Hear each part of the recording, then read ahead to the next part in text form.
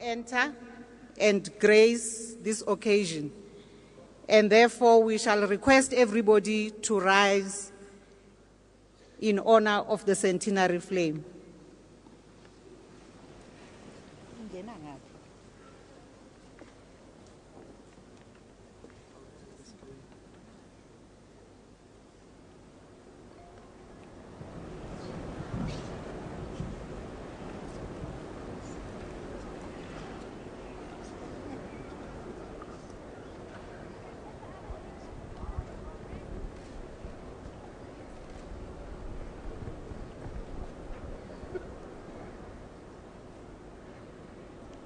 We're waiting for that centenary flame, which has been going from province to province since January. You'll recall that the flame was lit in Mangaung in January the 8th, when the ANC, which is the day of the ANC's birthday. And then from then it stayed then in the Free State, and then the following month it went to the Western Cape, which was where the second lecture that of the ANC was. So it's been going from province to province since then, and today it is here in Pretoria, which is where Oliver Tambo is being honored. It's going to go back, of course, to. Maybe while we're waiting for the flame, we should start singing about Oliver Tambo.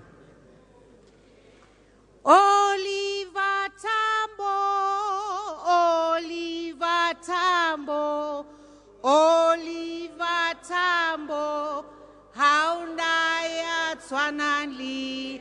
Oliver Tambo, Oliver Tambo, Oliver Tambo, haunaya twananli, haunaya twananli, haunaya twananli, haunaya twananli, haunaya twananli.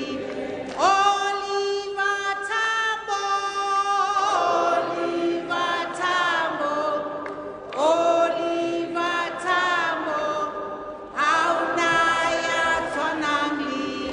Oliver Tambo, Oliver Tambo, Oliver Tambo, haunaya twananli, haunaya twananli, haunaya twananli, haunaya twananli, haunaya twananli.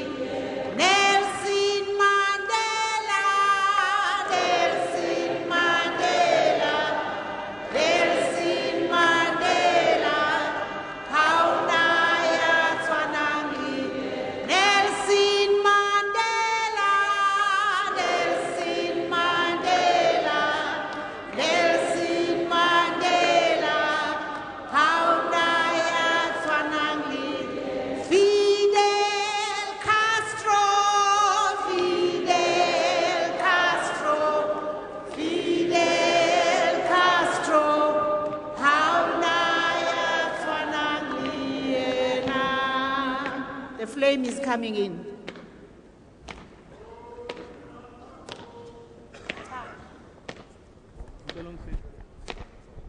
Well, there goes or shall I say, there comes the flame that everyone has been waiting for.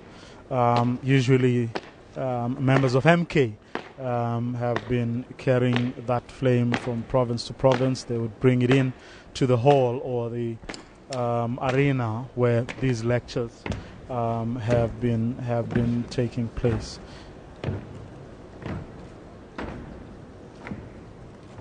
It's a burning flame to back signaling that, as ANC people have been saying, that the ANC is still alive and kicking. That fire is still burning, as much as it has had to transform itself into a government. It remains a liberation movement at heart and continues to be interested in the liberation of South Africans in particular and Africans in general. And that is one of the ideas behind the International Solidarity Conference that's taking place here in Pretoria, of which this lecture has now been made part. Officials of the ANC, members of the National Executive Committee of the ANC, leaders of fraternal parties, veterans of the ANC and the International Solidarity Movement, the leadership of the ANC leagues and the Alliance, the Tambo family, friends, comrades, ladies and gentlemen. Let me begin by recognizing my co-chair, Mama Comrade Gertrude Mongela, who is not a stranger to any one of us. Until recently, she was the face of the Pan-African Parliament as its first president. She has many years of association with the ANC. She is also a well-known gender activist. We still remember her for the stunning role she played as the Secretary General of the Fourth World Conference on Women, which took place in Beijing in 1995. The two of us will preside over this morning's opening session. Comrades, on behalf of the ANC, its leadership, the entire membership, and all the people of South Africa, let me welcome all of you to this third International Solidarity Conference of the Friends of the Struggle for Peace, Justice, and Equality in South Africa.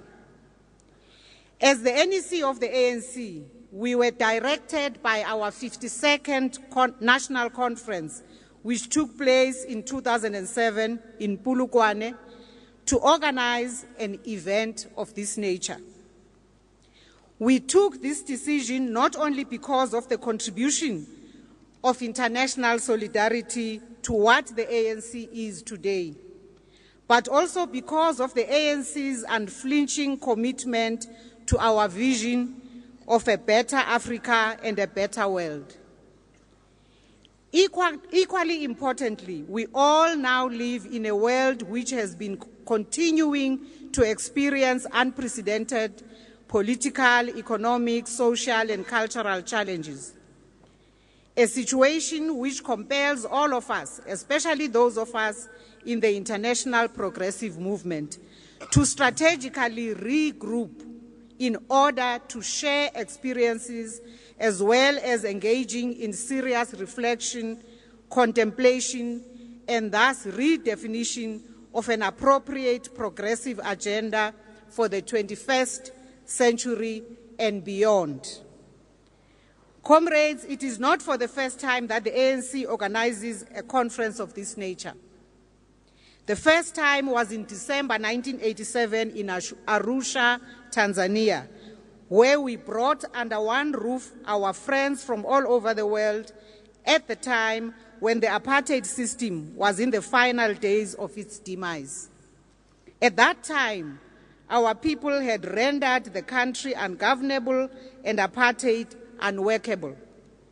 Today, we are free, and we shall forever remain indebted to our people and those who supported us. The second International Solidarity Conference was held in this province, in Johannesburg, in February 1993, at the height of the negotiations which resulted in the new dispensation in 1994. In that same year, on the 10th of April, one of our heroes, Comrade Chris Hani, fell at the hands of the enemies of peace who were bent on derailing the march of our people towards freedom, justice, and democracy. Just a few days later, on the 24th of April, our icon and leader, Comrade O.R. Tambo, also left us to join many of our deceased heroes. The coincidence of these two tragedies propelled our people to intensify their determination to see a new South Africa. In order to pay tribute to their fallen heroes, our people chose the month of April to hold their first democratic elections in 1994. We still celebrate these heroes to this day. This month, as part of the ANC's centenary celebrations, we are celebrating the life, memory, and legacy of Comrade OR as one of the former presidents of our movement. Since the launch of the centenary celebrations in January this year, our president, Comrade Jacob Zuma, has been delivering monthly memorial lectures dedicated to former ANC presidents. To date, 9 of such lectures have taken place. Today, we will listen to his 10th memorial lecture, which will be in honor of Comrade O.R. Tambo. Comrade President Chisano will also briefly address us on behalf of the International Solidarity Movement. After the memorial lecture at another venue, the President will confer the Order of the Companions of O.R. Tambo on some of the veterans of the anti-apartheid struggle from around the globe. Thereafter, while most of us will proceed to the City Hall for the continuation of the conference, the President will lead a wreath-laying ceremony at the grave of Comrade O.R.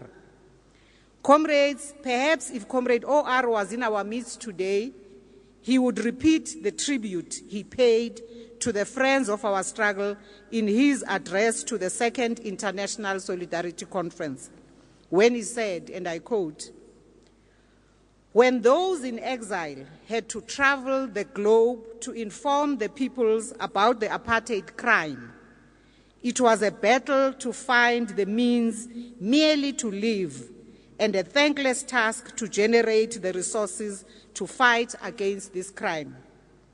And yet, because apartheid is truly evil, and because there are men and women of conscience, such as you who are gathered here, who would not connive at the perpetration of a crime by refusing to act against it, the anti-apartheid movement grew into perhaps the strongest international solidarity movement of this century, bringing together citizens of all countries, governments, and international organizations," close quotes. Today's challenges call on us to marshal forces as strong as those that Comrade O.R. spoke about in 1993. This is what the Third International Solidarity Conference hopes to contribute. In the next 3 days, we will pull our heads together as progressives in search of a path towards a better world. Comrade President, our visitors have arrived. They come from fraternal parties, they are individuals, they come from former anti-apartheid movement organizations and many progressive formations all over the world. We thank them for having traveled from different parts of the world to join our celebration of the centenary of the ANC. Comrades, let me welcome you all once again. To our Muslim sisters and brothers, Eid Mubarak. At this stage, I wish to invite my co-chair to make her remarks. Thank you.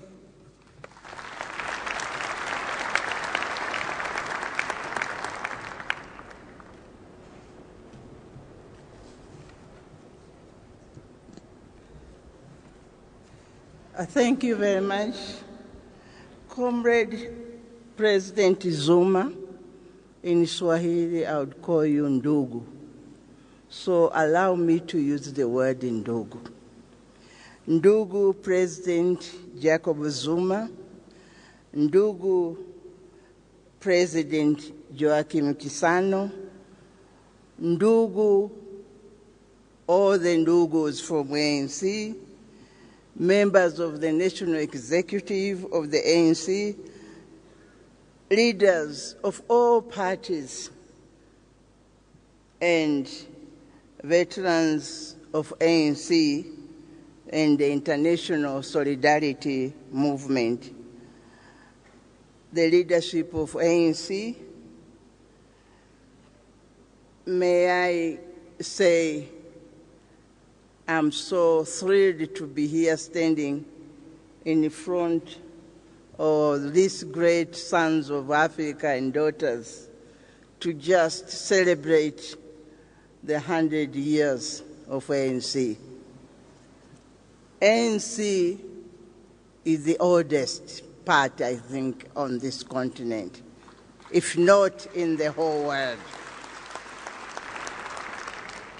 That 100 years of struggle united all of us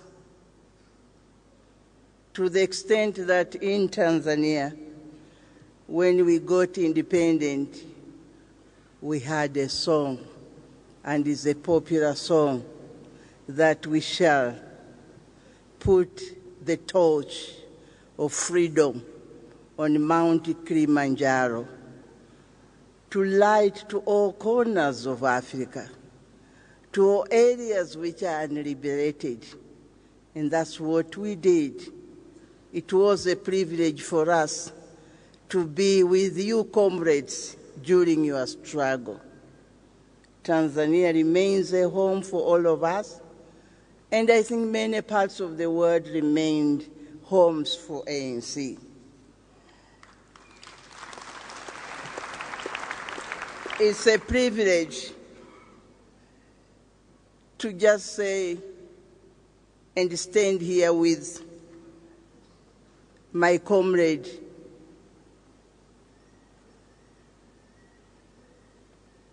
who is co-chairing with me today.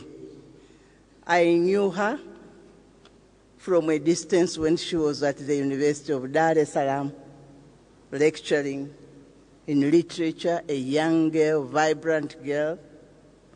And she kept on moving until we finally met again, was when I was the president of the Pan-African Parliament, and she was the Speaker of the House of South Africa. What a privilege. Two young girls meeting again after so many years.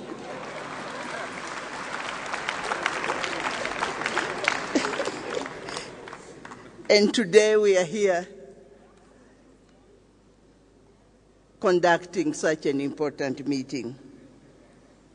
I guess I have to say a few words because there are more important speakers who will be speaking today. But I want to pay special tribute to Oliver Tambo, who knew our country very well, whom we also knew very well, and his contribution to the struggle of this country's independence. I want again to say we in Tanzania were brought up to believe that Tanzania cannot be free until all the countries of Africa are free. So Oliver Tambo, to us, was a real ndugu struggling to accomplish what we Tanzanians believed in.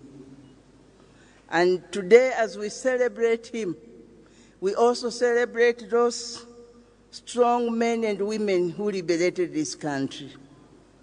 And I would humbly request that this solidarity meeting becomes a beginning of a culture, of a ritual where we meet to celebrate those who liberated Africa, where we meet to remember the actions of the very important sons and daughters of Africa. Let us make the solidarity meetings a remembrance of what we all went through and a beginning of handing over to so many young politicians who never felt the struggle. They hear about the struggle, they cut and paste about the struggle, but they have never felt what we felt.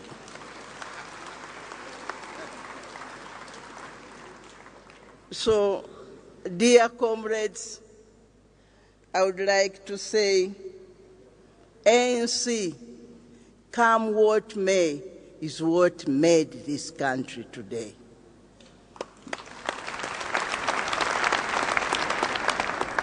And we'll keep respecting its members and handing over what we know about the struggle led by ANC.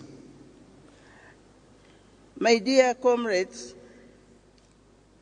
I would like to therefore just say, hongera sana, tena sana, kwa ushindi wa ANC ambayo ni torch kwa ajili ya ukombozi wa Afrika.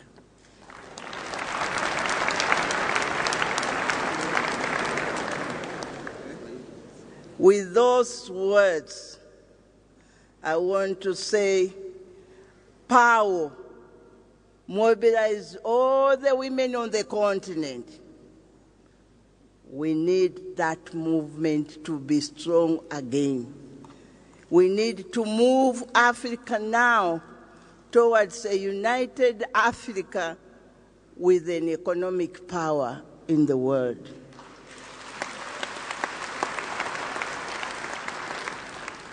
We need to organize as we did organize for the liberation of Africa. And I think if we just go through what ANC did to mobilize the world, to create solidarity among men and women, we will succeed. After saying those words, may I just bring you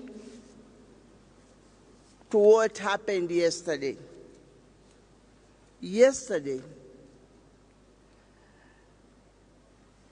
there were several meetings which reminded us of what has happened around us. And there were other institutions like ANC which brought us the memories of Fidel Castro and his commitment to the liberation of Africa.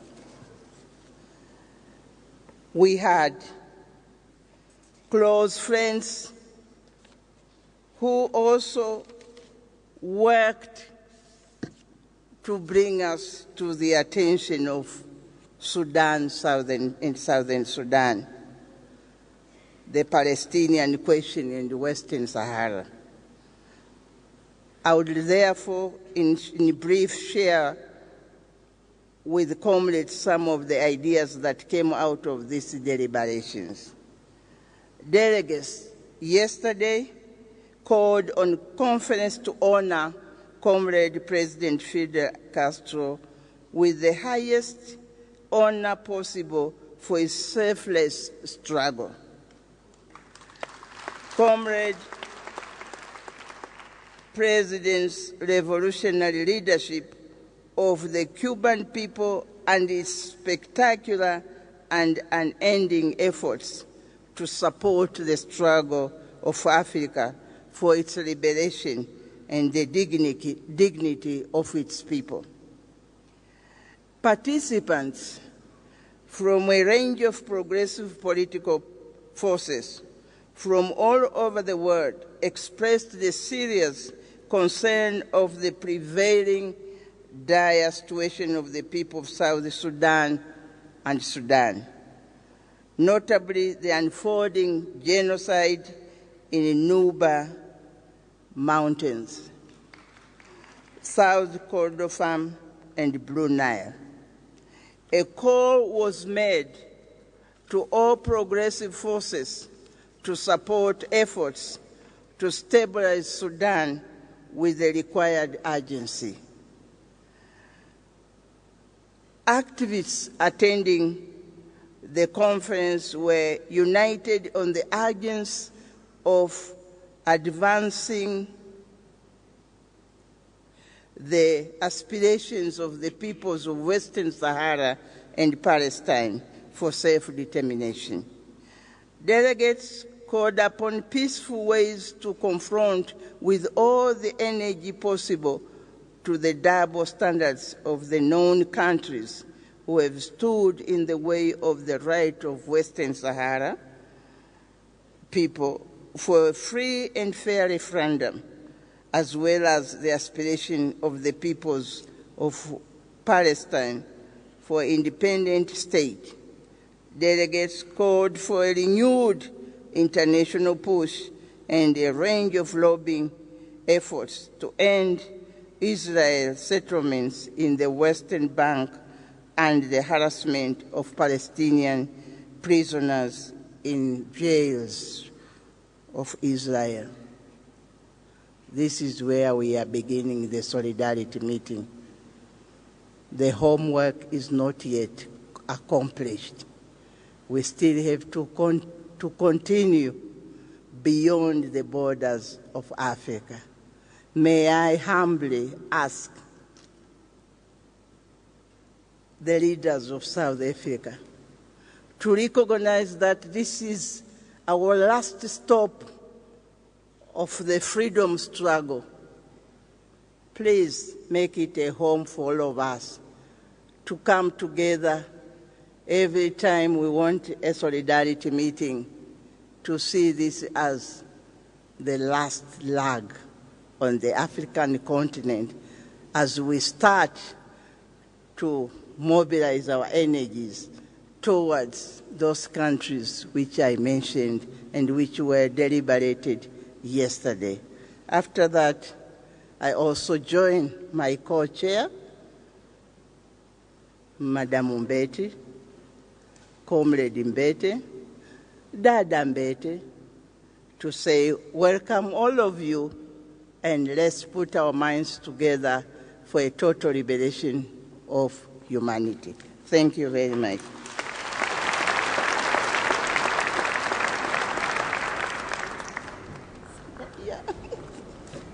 Yes, I think my first responsibility as a chair is to ask our host, Professor Cheryl de la Roy, to come and welcome us in this beautiful home of ours. Welcome.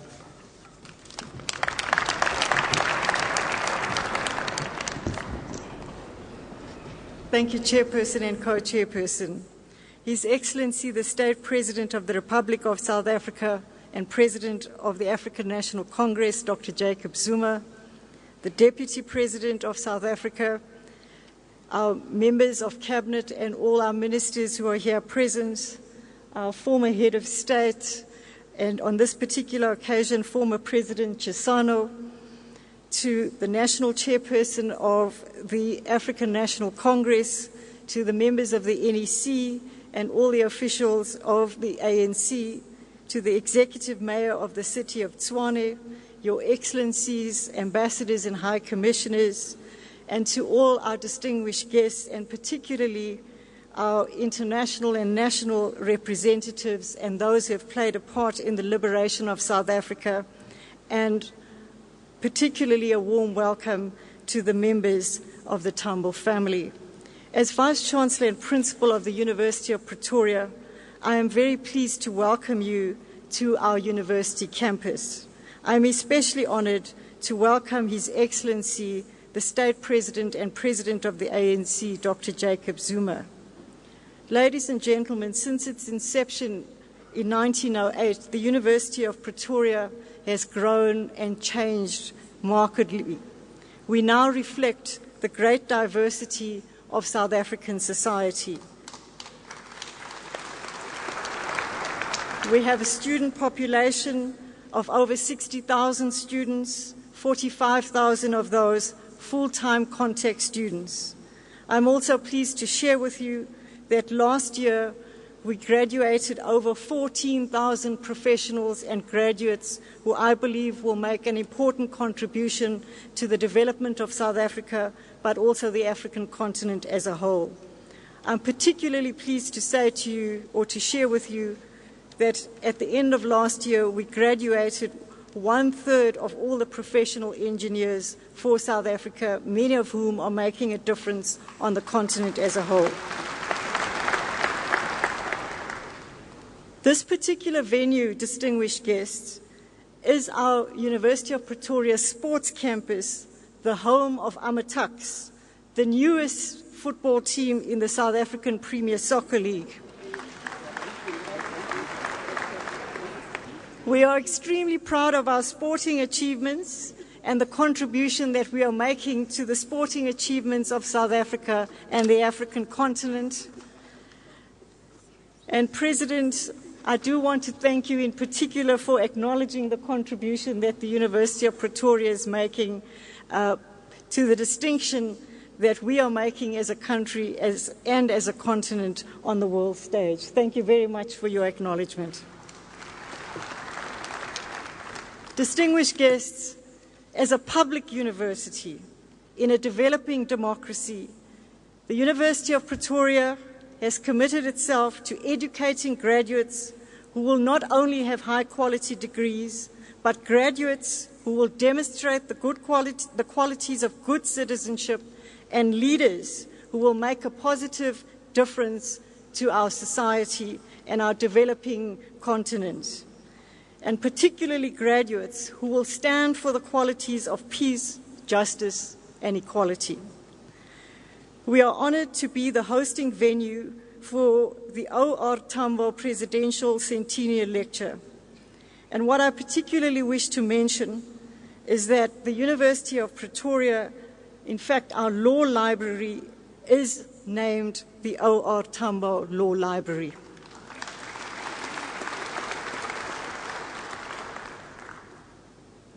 In welcoming you once again, I wish to state unequivocally that it's our aspiration as an educational institution to develop leaders who subscribe to the qualities of the leader whose contribution we celebrate today, namely O.R. Tambo. Thank you very much.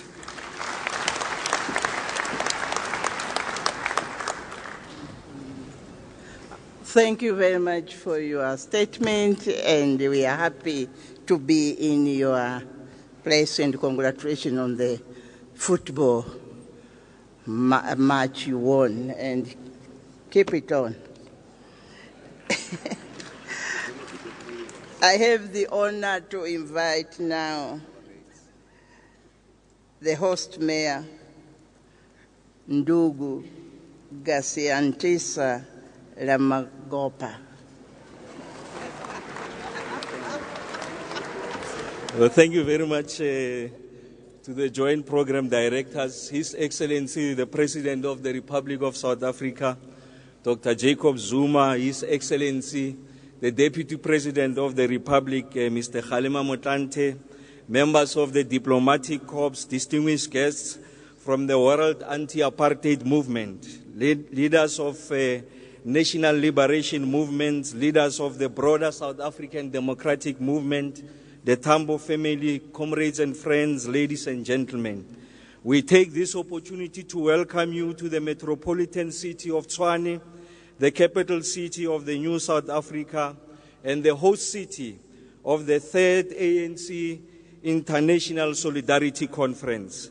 This is a city that was once the nerve center of apartheid, a place where the Rivonia trial was conducted, a place where many of our cadres faced the gallows, and yet a place where many seeds for the destruction of the mighty apartheid state were sown. The last time we assembled in this manner was in 1993 on the occasion of the 2nd ANC International Solidarity Conference in Johannesburg. In his opening speech to that gathering, the late Comrade O.R. Tambo had the following to say, I quote, "We meet in the land of apartheid to discuss what next we should do finally to end apartheid. It would perhaps have been right for us to meet in Pretoria, firmly to make the point that soon the country will be under new management," close quote. We can thus state without any fear of contradiction that by assembling here today in the political headquarters of the new democratic South Africa, we aptly honoring the wish made in the last days of the life of that beloved leader of our movement and the loyal servant of our people of South Africa, the African continent, and the world over. This is without a single shadow of doubt a befitting posthumous birthday present to that eminent human being whose life is emblematic of the finer traditions of our movement. Comrades and friends, your efforts have taught us that solidarity is not an inherent human instinct, but one that evolves from the intense intolerance to the oppression of others and a realization that our liberation is inextricably bound up with that of every human being on the planet. In this respect, the words of President Samora Machel remain instructive when observing that, I quote, "International solidarity is not an act of charity, but an act of unity between allies fighting on different terrains towards the same objectives," close quote. In this unparalleled commitment to the service of the human race that has seen comrades within SADC, what was known as the frontline states then, put on the line the security of their own people and the stability of their societies to advance the cause of freedom and liberation in South Africa. In other words, had it not been for the similarity of interest, the clarity of vision, honesty of intent, and oneness of purpose from those of our friends and fellow activists in the broader international solidarity movement, the struggle against apartheid would have no doubt been much harder, more costly, and even longer than it was. When commenting on the significance of the international solidarity for the oppressed people of the Middle East, Edward Said noted that, I quote, "Many people have shown solidarity with the people of Palestine, difficulties and terrible obstacles notwithstanding, because it is a just cause, a noble ideal, a moral quest for equality and human rights," close quote. It is the totality of these experiences and insights that have formed our views and perspectives on the meaning and significance of international solidarity with the oppressed people of the world. Program directors, comrades and friends, in this, the third edition of the International Solidarity Gathering, we hope to sustain these traditions by forging ways to deepen unity of intent and purpose in the creation of a progressive and better world for all humanity. Yet, our collective yearning for a progressive and better world is conditioned, both positively and negatively, by the objective circumstances within which we pursue that ideal. This crucial lesson in the dynamics of the evolution of human society we got from that outstanding revolutionary of the 20th century, Karl Marx, who observed in one of his political writings that, I quote, "Men, and of course women, make their own history, but they do not make it just as they please. They do not make it under circumstances chosen by themselves, but under circumstances directly encountered," close quote. This terrain, which we strive to forge the unity of intent and purpose in pursuit of a progressive and better world, was largely defined by the political developments. Well, the regional chairperson of the ANC here in the Tshwane Metro, is also the mayor of the Metro, giving some opening and welcoming remarks. After him, of course, will be Jacob Chissano, the former president of Mozambique, who will also be speaking on behalf of the Solidarity Forces. Now, for a bit of a sense as to why the ANC called this international conference and what it is exactly that it wants to do, we're joined now by the spokesperson, the national spokesperson of the ANC, Mr. Jacob Zuma. Welcome to this special broadcast. Thank you, Vuyo, and again, thank you to your listeners. Well, very briefly, first of all, my question would be, why make the Tambo lecture this time around part of the International Solidarity Conference that's taking place here? Well, let's first start with the Solidarity Conference. We are having the International Solidarity Conference in the month when we are celebrating Tambo, because it's Tambo who mobilized the entire international community to support our struggle for freedom. So he was in the forefront of any anti-apartheid solidarity work. Many of the anti-apartheid movements that were formed in the various countries, including London, including Sweden, and everywhere else, were formed at the time of Oliver Tambo's reign as a president. Therefore, that's why, again, this international solidarity is also to honor Oliver Tambo. So it's a planned coincidence. It's a wonderfully planned coincidence. Of course, the lecture, as you will know, happens basically on his birth date. Tambo was born on the 27th of October in 1917.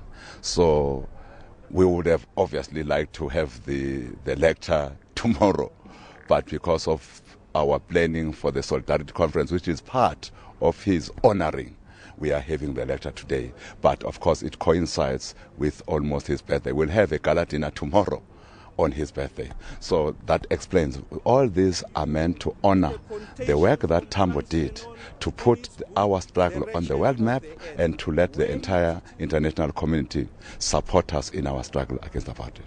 Now, the Solidarity Conference is, of course, is a directive of an ANC conference itself. Yeah. Take us through what, again, was the thinking behind organizing an international conference. Apart from honoring Tambo, you see, there was a time when it was clear what solidarity work international communities need to do in pursuit of the freedom of the people of South Africa. It was quite clear. The lines were clearly drawn. At the moment, it's not quite clear in the advent of our democracy. In the minds of our international friends, those who are in the anti-apartheid movement, those who were in the liberation forces throughout the continent, as you all know, they also supported our struggle through the OAU and also their own formations. It's not clear how can they support developing countries today, including South Africa, not only us, in the advent of the democratization of all those countries that were colonized, those countries that were under apartheid rule and under colonial rule, after their independence. What is the form of support and solidarity that should characterize whatever support that we are giving to these countries, including us in South Africa? Those that are distressed, what support do we give to them? Those that are persecuted day in and day out. We spoke about South Sudan and Sudan. We spoke about Palestine, as you will know. We are speaking about Cuba, that is being persecuted by those who are a little bit okay financially. What should we do to give real support to those? But what should we do to give those that have just been democratized, like South Africa? What is the support that we... But again, in the world thinking, what is progressive world solidarity today? This is what we're trying to find out. Speaking of which, other people would in fact take that further to say at a very real and practical day-to-day experience level, there are a lot of people from our brothers and sisters from other countries across the continent who are here because things are not too well where they are. How do we help those people? It touches on issues of xenophobia as well. Sure. Is that what is being discussed at this conference? Xenophobia is one of the issues. Racism is a global phenomenon that is being discussed at the conference. But again, issues of poverty are issues that affect all of us, particularly in the African continent and in the underdeveloped world. issues of the economic crisis that the entire globe suffered is an issue that we are confronting in this conference. But more importantly, what should be the posture of a caring world?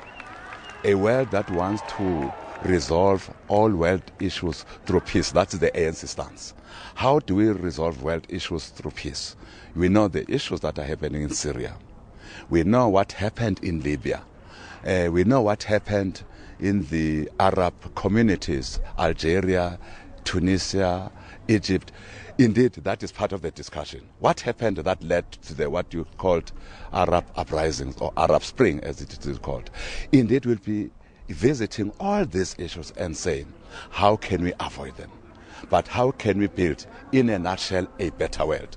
But what should be our platform as progressive forces in the world of building this better, equitable, and equal world? But again, we have got world institutions, starting with the United Nations. We are saying, how do you make that body representative? The Security Council of the United Nations, how do you make that council representative? The World Trade Organization, the World Bank, all these international fora and organizations and organs, how do you make them to represent the aspirations of all people and not few countries of the world? This is what this conference is about. Tambo, thank you very much for talking to us, and all the best with the Solidarity Conference. Thank you very much. I hope I've been able to clarify what this conference is about. Indeed. But obviously, on Sunday, we'll have a declaration of this conference where all these issues that I've spoken to will be part of whatever program that this conference will agree on. Thank you very much. Well, Jacob Zuma, the national spokesperson of the ANC, talking to us about the International Solidarity Conference that's currently underway here, and of which, of course, the Tambo lecture has been made part. Right now, we go back inside at the proceedings where President Jacob Zuma is expected any minute from now to deliver that lecture in honor of OR Tambo. Ufuna madoda unzima lumthwalo ufuna madoda thina sikhathali noma singabush sizimisele inkululeko thina sikhathali noma singabushwa sizimisele inkululeko unzima lumthwalo ufuna madoda unzima lumthwalo ufuna sihlangane thina sikhathali noma sabu sizimisele inkululeko thina sikhathali noma singabushwa sizimisele inkululeko.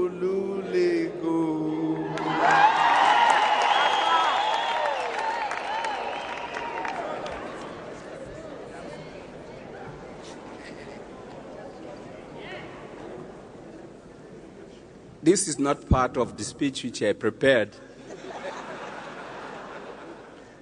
but I thought that I forgot in my speech to bring the spirit and the ideas of this song, because we may speak about the solidarity of the past.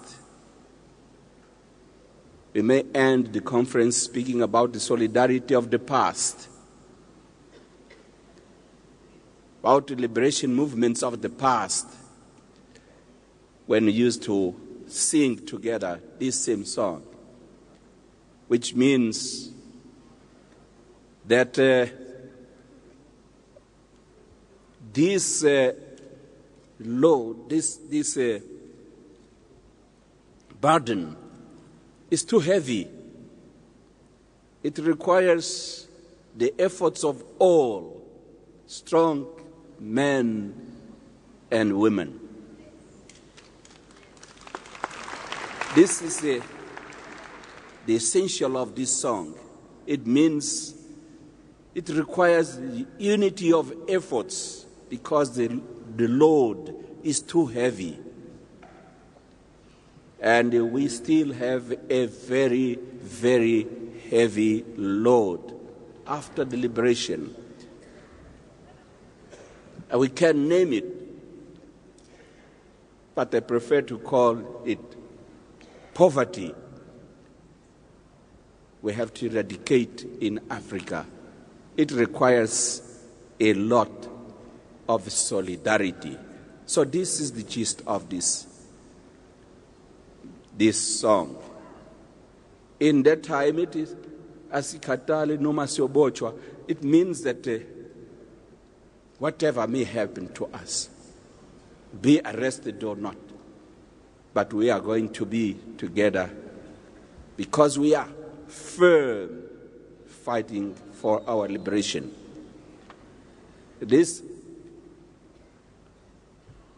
Today, we may not have the fear of being arrested, but we may be having a fear of being arrested by egoism,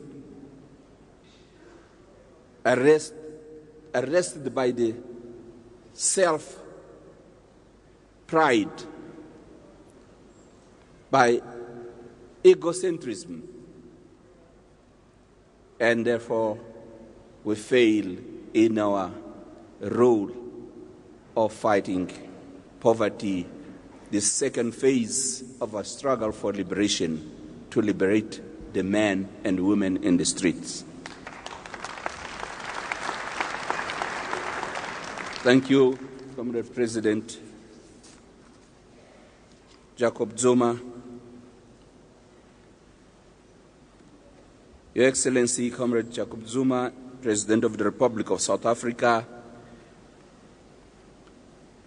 Comrade Baleka Mbete, co-chair of the Third International Solidarity Conference and ANC National Chairperson,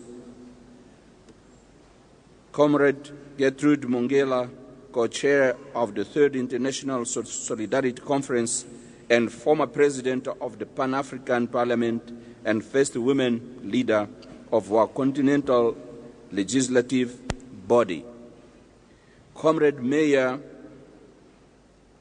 Kosienzo Ramokoba, our host, ministers and deputy ministers of the South African government, ANC officials, comrades from the fraternal parties and organizations, comrades and friends from the groups of the Solidarity movement from all over the world who came here, members of the diplomatic corps, distinguished guests, ladies and gentlemen. I am pleased and honored to be part of the Third International Solidarity Conference, essentially focusing on the ANC's international solidarity and the struggle for the right to self-determination. It is also a platform to commemorating the 100th year of the ANC within the context of the struggle for the right to self-determination globally. More significantly, it is a conference to recognize the contribution of the international community to the struggle for the liberation of South Africa from the apartheid regime and towards building a democratic and non-racial society. This is, therefore, a momentous occasion to celebrate the life and memory of Comrade Oliver Reginal Tambo, ANC President from 1967 to 1991, who saw humanity and social progress at the center of the universe, and oppression and racial segregation as a curse humanity can never tolerate.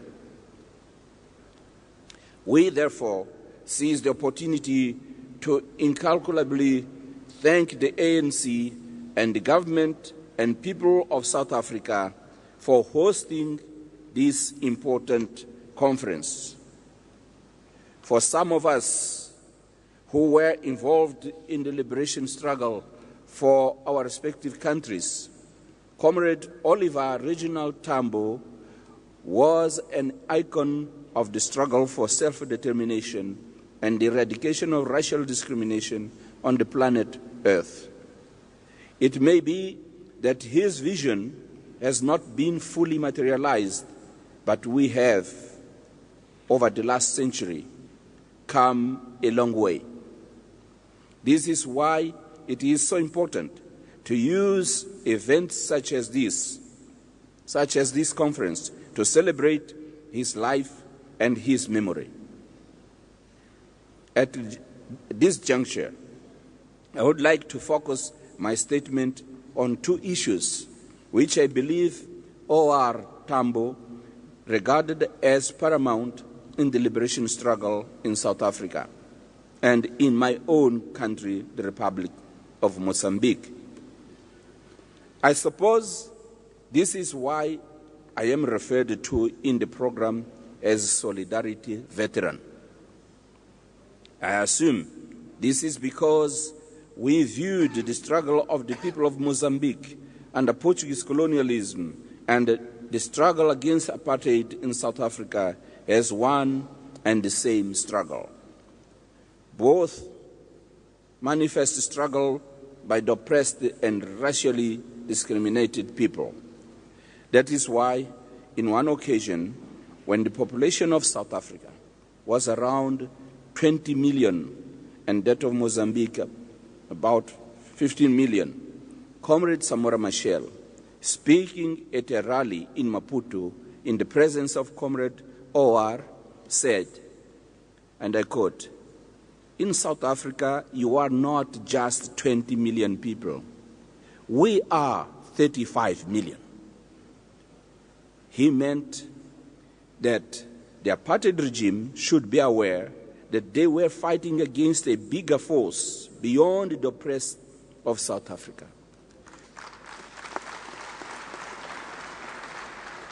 He was speaking of his confidence in the victory based on our united struggle. The ANC, like Frelimo, has always considered international solidarity as paramount in the struggle for self-determination. I submit that no one understood this better than Comrade O.R. Tambo. He recognized the power of sanctions in the cause of the struggle against the apartheid regime in South Africa. He also knew that without international solidarity, sanctions would never work. It is indeed common knowledge that opposition to apartheid was slow to develop among European governments and in Northern America, especially during the 1950s and 1960s. This was the period before the establishment of the Organization of African Unity, OAU, and its Coordination Committee for the Liberation of Africa. I had the privilege to meet Comrade O.R. and speak to him for the first time during that period in 1962 at Oslo Afro-Scandinavian Youth Conference, where he was already deeply involved in mobilizing solidarity for the people of South Africa. In spite of the criticism brought about by extremists and demagogic groups against the African National Congress that was accused of cowardice and excess of pacifism, Comrade O.R. came out with a strong support thanks to his qualities of a visionary, deep thinker, statesmanship, strategist, and analyst, combined with his humanity, humility, and friends-maker capacity. His base for success was his strong belief in Ubuntu culture. I am happy to remember that at that conference, I stood firm at his side when I took the floor to express my confidence in the South African people to adopt their own strategy. I disagreed with those who thought that the armed struggle should take place immediately in South Africa, and I disagreed also with those who thought that the South Africans had to wait for the independence of the neighboring countries to start their struggle. I defended that our duty was to express in many ways our solidarity with the South African people and not to strategize for them. After all, it was the ANC who inspired the creation of the liberation movements in Southern Africa, Central and Eastern Africa.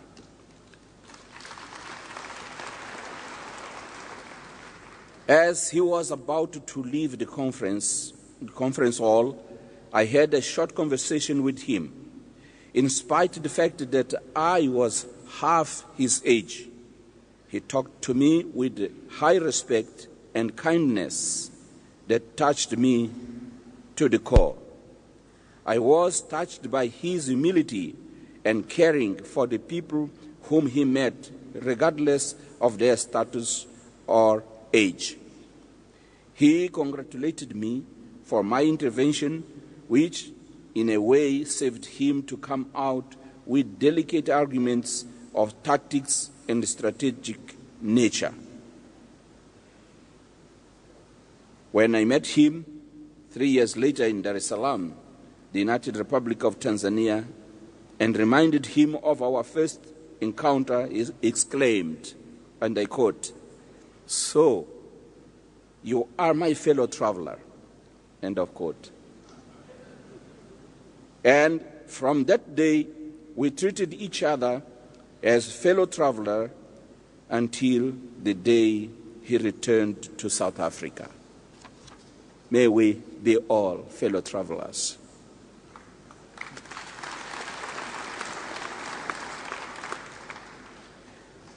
Comrade O.R. Tambo led all the ANC militants to successful solidarity campaigns and to the establishment of a powerful international anti-apartheid movement.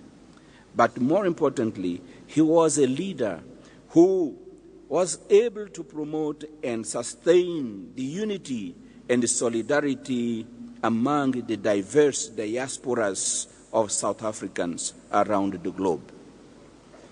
It was the clarity and commitment of the South African freedom fighters themselves that led to many and decisive solidarity decisions within the major international organizations and civil society groups. Following the establishment of the OAU, Organization of African Unity, the issue of international solidarity against the apartheid regime was raised as early as during the first ordinary session of the Assembly of Heads of State and Government, held in Cairo, Egypt, from 17th to 21st July 1964. It was in Cairo where the African heads of state and government recalled their resolution on apartheid and racial discrimination adopted by the OAU Assembly of Heads of State and Government in May 1963. Significantly, the OAU's inaugural conference birthed the unanimous declaration that the policy of apartheid was incompatible with the OAU's political and moral obligations and that it constituted a grave danger to the stability and peace of Africa and the world. The OAU and indeed the United Nations considered the decision of the apartheid regime in South Africa to disregard all attempts at peaceful intervention to bring about an end to apartheid and the refusal of the regime to give consideration to appeals made by every sector of world opinion as a threat to international peace and security. The OAU relied on and was encouraged by the resolution of the United Nations Security Council and General Assembly, which paved the way for the mobilization of international support and solidarity to have South Africa expelled from the United Nations. OAU member states also sought the support of the international community to, and I quote, apply in the strictest manner the economic, diplomatic, political, and military sanctions already decided by the United Nations General Assembly and the Security Council. Additionally, the OAU made an appeal to the major commercial partners of the apartheid regime to discontinue any encouragement they were giving to the preservation of apartheid by their investments and commercial relations with the regime. Finally, the OAU, in an act of solidarity, decided to take the necessary steps to refuse not only aircraft or vessels, but any other means of communication going to or coming from South Africa. The right to fly over the territories of member states or utilize their ports or any other facilities. The international progressive forces were with the OAU on this issue and committed to provide moral and material support for the successful realization of this initiative. It was with the same consideration that the OAU in 1964, a year after it was established, as an act of solidarity, expressed deep concern over the trials conducted according to the arbitrary and inhuman laws of the apartheid regime to convict its opponents of apartheid.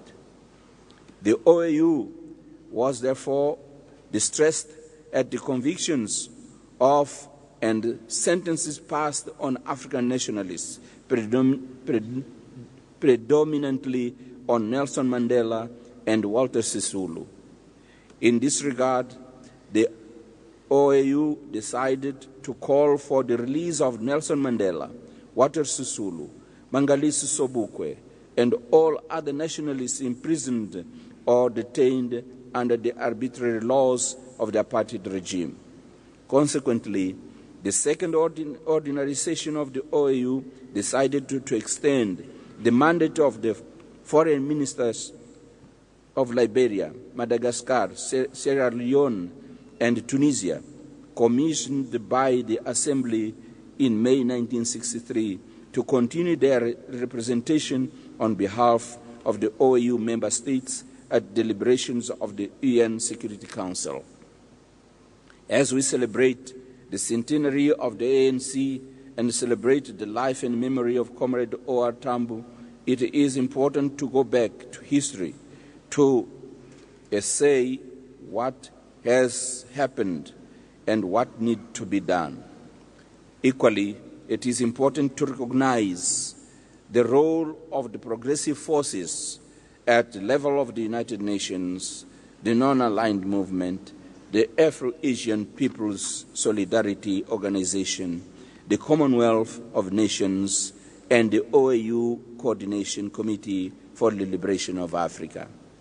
We need to pay deserved tribute to the statesmanship and diplomatic skills of Comrade O.R. Tambo for navigating the ANC through these difficult times in the history of what is today a democratic South Africa.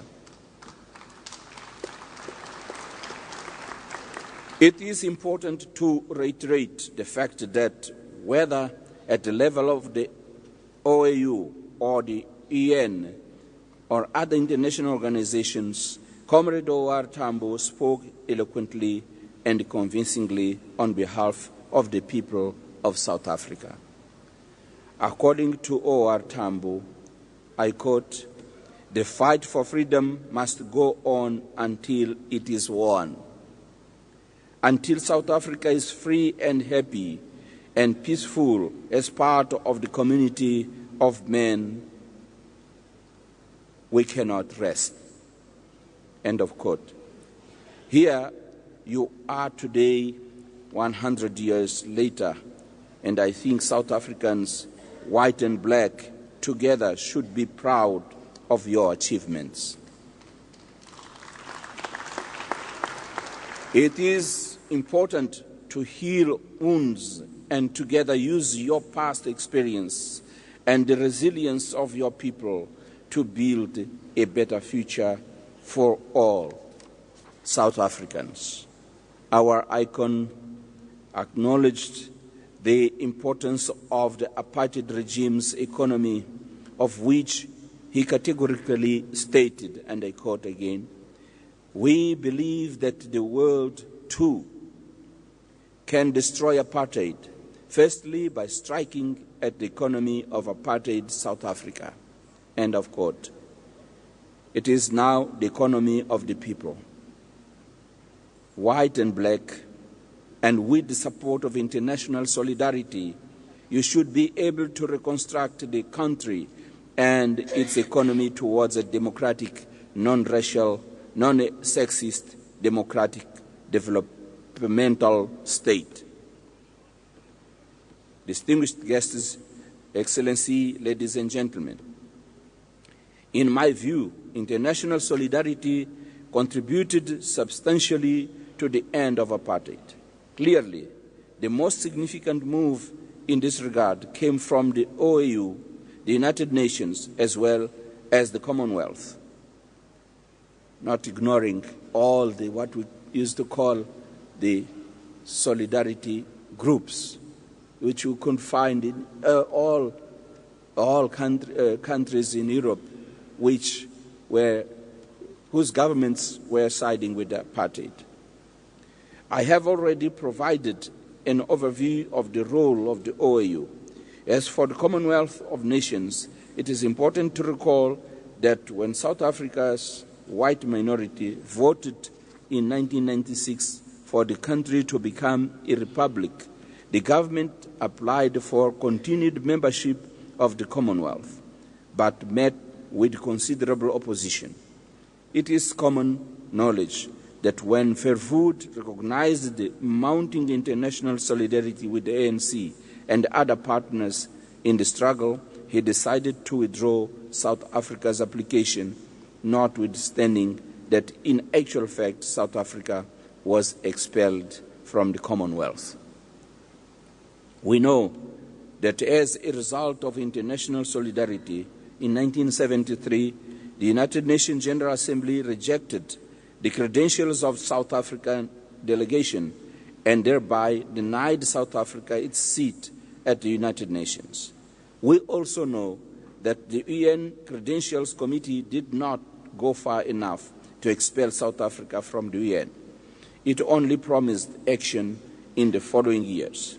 Subsequently, like in the case of its application to the Commonwealth, the apartheid regime recognized the formidable force of international solidarity that was mounting against the regime and decided to withdraw from the United Nations in 1974.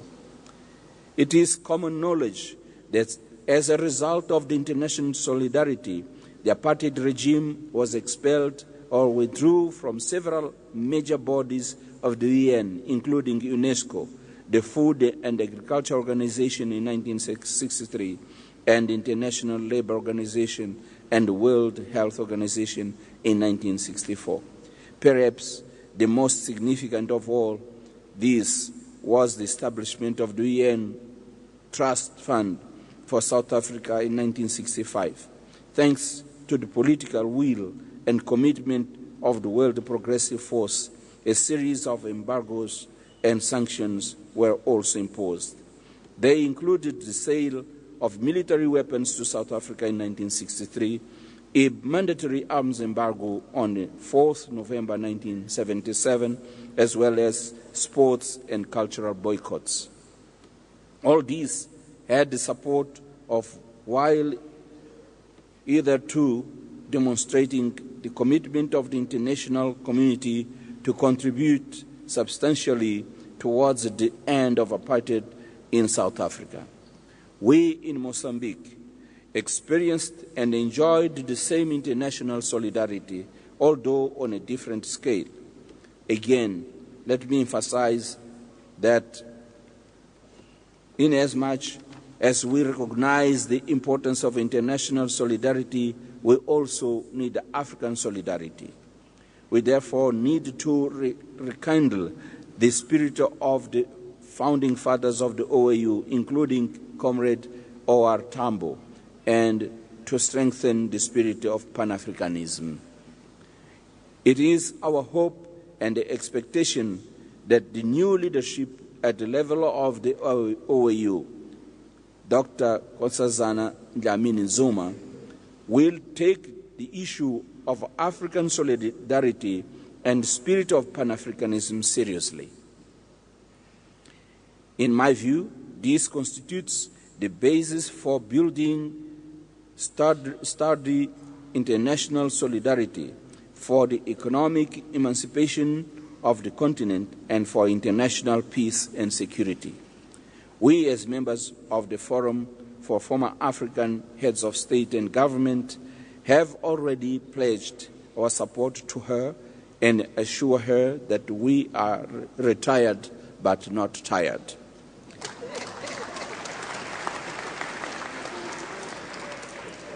In conclusion, I should again like to seize this opportunity to pay deserved tribute to the ANC and to Comrade President Zuma for hosting the 3rd International Solidarity Conference.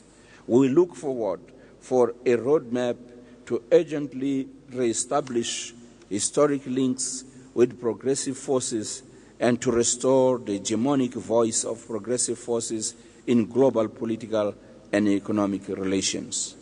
We pass over the challenge to the new chairperson of the African Union Commission. Meanwhile, I look forward for the Presidential Centennial Lecture on O.R. Tambo. Thank you very much.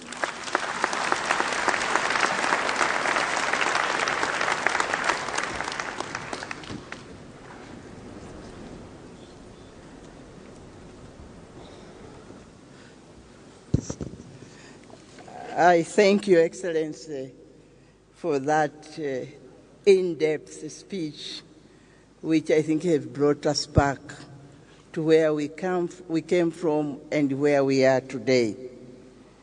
And may I now take this opportunity to invite one of our sons, we women of Africa, one of our great sons,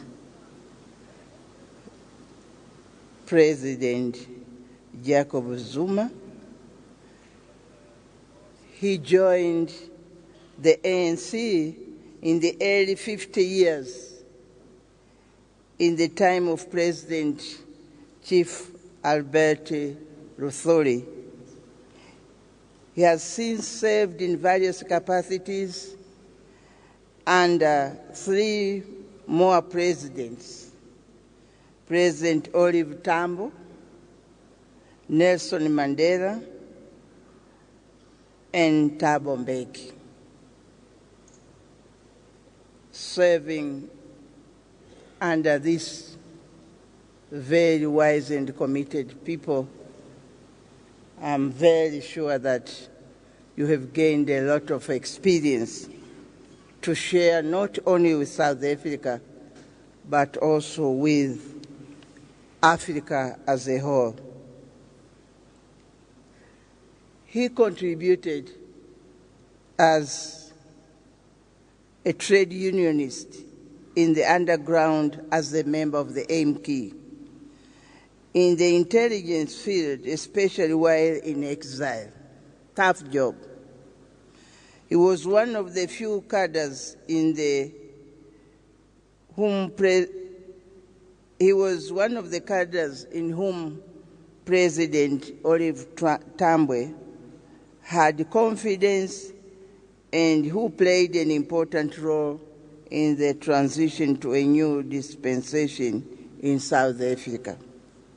He was elected president of the ANC in 2007 and of the Republic of South Africa in 2009. Now, I call upon Ndugu President Zuma to deliver the centenary lecture on Comrade Oliver Tambo. But before I do that, you asked the previous speaker, His Excellency President Chisano, asked for a song from the speaker.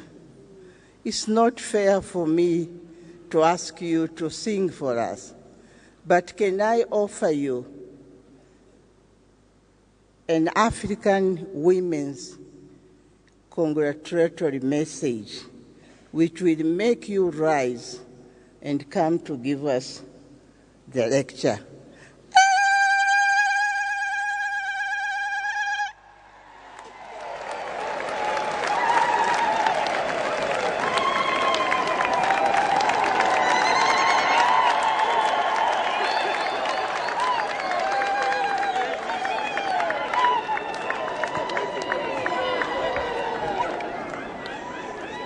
Senzeni na, senzeni na, senzeni na, senzeni, senzeni na, senzeni na, senzeni, senzeni na, senzeni na, senzeni. Senzeni na, senzeni na, senzeni, senzeni na, senzeni, oh senzeni, senzeni na, senzeni na, senzeni, senzeni na, senzeni na. Sono setu, sono setu, ubunyama. Sono setu, sono setu, sono setu, ubunyama. Sono setu, sono setu,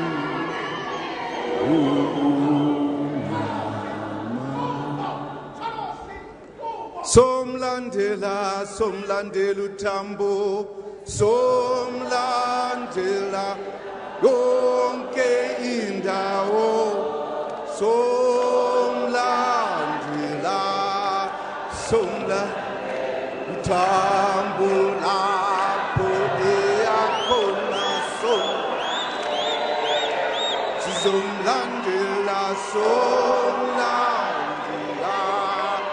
somlandela uTambo, somlandela yonke indawo, somlandela, somlandela uTambo apho eyakhona somlandela, somlandela, somlandela, somlandela, somlandela yonke indawo, somlandela uTambo lapho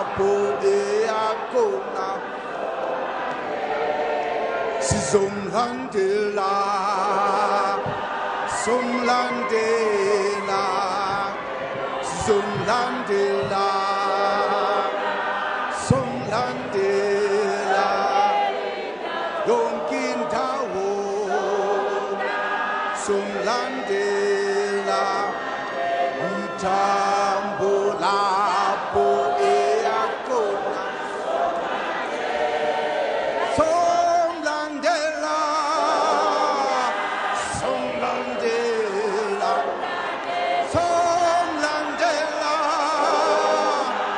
Somlandela, Yokindawo, Somlandela, Tambo lapo eakona. Somlandela, Somlandela, Somlandela, Somlandela, Yokindawo, Somlandela,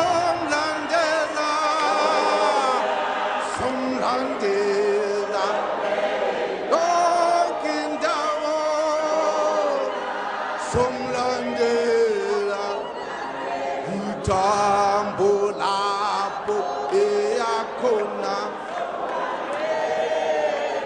Somlandela, Somlandela,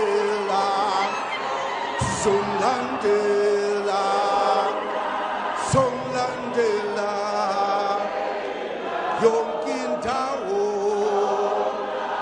Somlandela, Tambo lapo eakona. Somlandela, Somlandela, Somlandela, Somlandela, Yonkintawo, Somlandela, Tambo lapo eakona. Somlandela, Somlandela, Somlandela, Somlandela, Yonkindawo, Somlandela, Tambo lapo eakona. Somlandela, Somlandela, Somlandela, Somlandela, Yokindawo,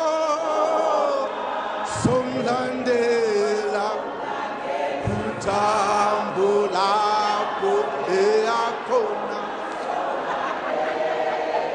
Somlandela, Somlandela, Somlandela, Somlandela, Yonkintawo, Somlandela, Tambo lapo eakona. Somlandela. Thank you.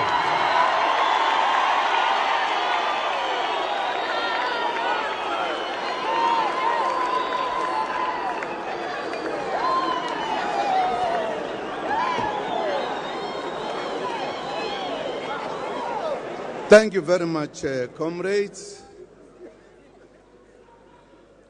The co-chairs of our conference, Deputy President of the ANC, and the officials of the ANC, former President Chisano, and all members and former heads of state who are present here. Members of the National Executive Committee of the ANC, Gauteng Chairperson of the ANC, and the Provincial Executive Committee that is hosting us, the leadership of the Tripartite Alliance, the Tambo family, and other families of our former presidents who are here,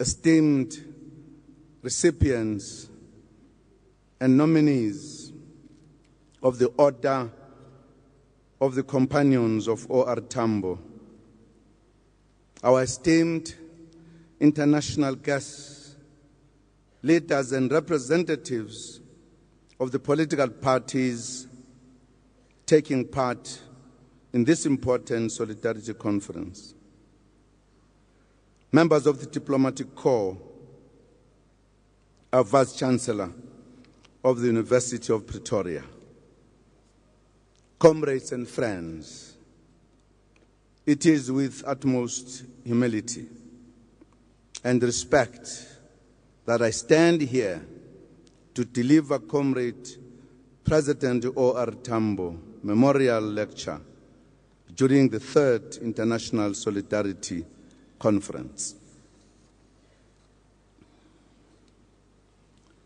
If this colossus we are honoring was with us today,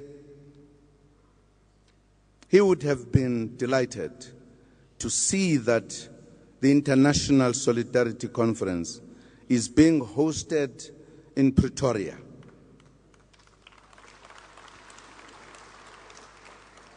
In the city of Tshwane, which used to be the citadel of white supremacy. In his opening address to the 2nd International Solidarity Conference, which took place in the city of Johannesburg in 1993, Comrade President O.R. had this to say, and the mayor said it, and it is worth being repeated. And I quote, "We meet in the land of apartheid to discuss what next we should do finally to end apartheid. It would perhaps have been right for us to meet in Pretoria firmly to make the point that soon the country will be under a new administration," unquote. Indeed, the new management hereby extend a warm welcome to all our friends and comrades from around the world who have joined us for the Solidarity Conference.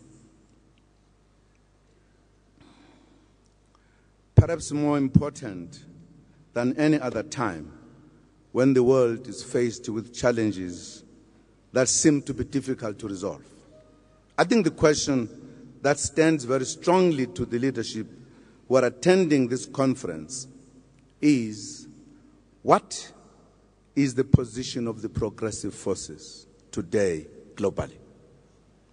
That's a challenge I wish we could leave Pretoria having attempted to answer.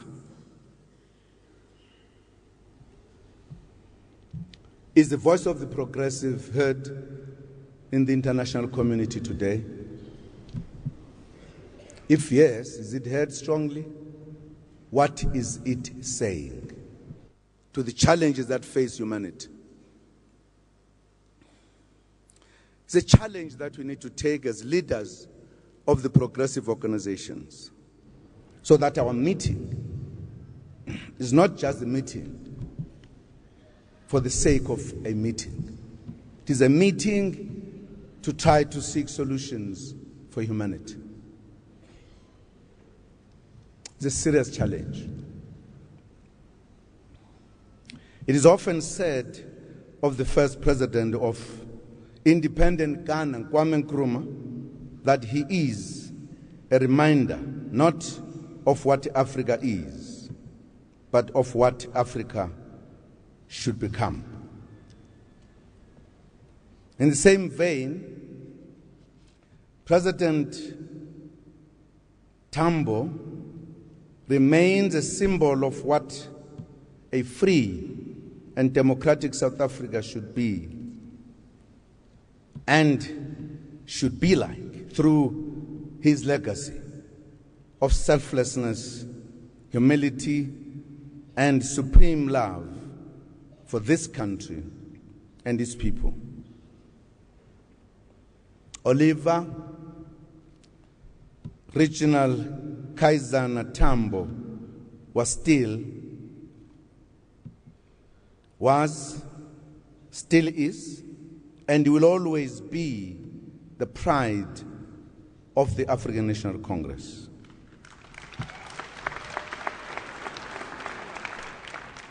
That is why we are gathered here this morning to reflect on his legacy, a rich legacy. President Tambo was born on the 27th October 1917 in Bizana, in Eastern Pondoland, in what was the then Cape Province.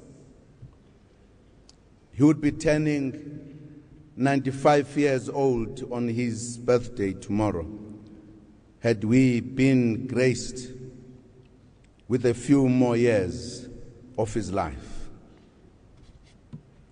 He was among the founding members of the ANC Youth League in 1944 and became its first national secretary. Together with comrades Walter Sisulu, Nelson Mandela, Ashby Mda, Anton Lembede, Dr. William Komo, Dr. C.M. Majombozi, and others, they were instrumental in the transformation of the ANC. They infused the organization with new ideas and changed it to become a progressive and potent tool in the hands of our people in the struggle for our liberation. President Tambo bears the distinction of having been the longest serving president of the ANC.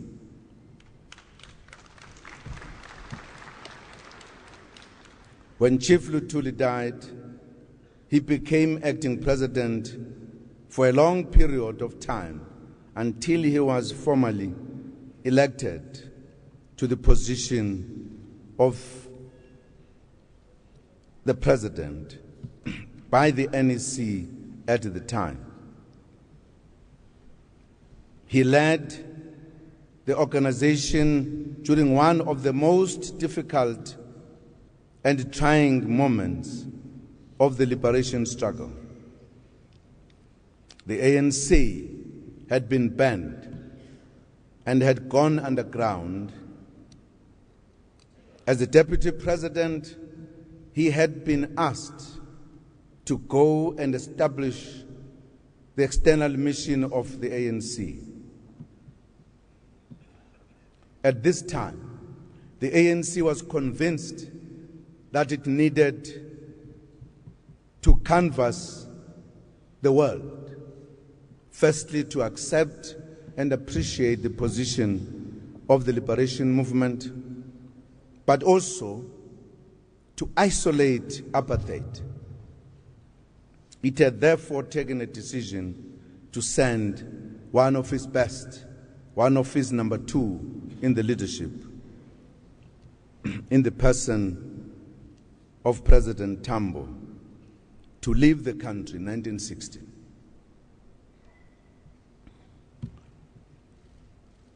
Shortly thereafter, in 1961, the ANC declared the armed struggle, and MK cadres had to be trained who were recruited into MK They had to leave the country to go and train. Initially, the time was going to be very short. And they had to go to different countries so that after training, they will come back into the country to continue the operations which were at the time in the main sabotage, but they were to come back with better training to also conduct military operations with an aim to defeat the regime.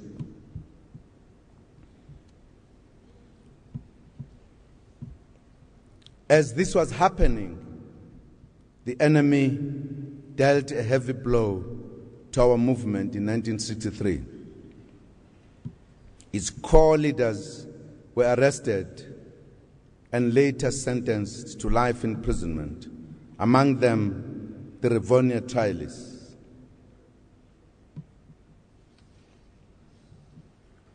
The then President General Albert Luthuli was confined to Groundville in KZN under the terrible restrictions and banning orders.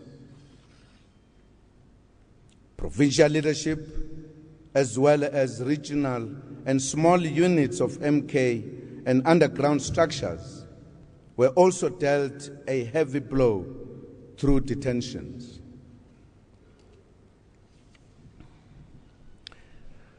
It is absolutely important to contextualize this period because, as you'll appreciate, the ANC, having been outlawed, it decided to operate underground and therefore established its headquarters underground, its structures throughout the country.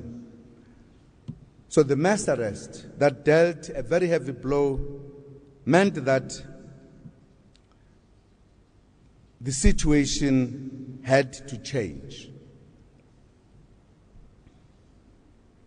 because things had changed. The external mission had to become the main center of the movement.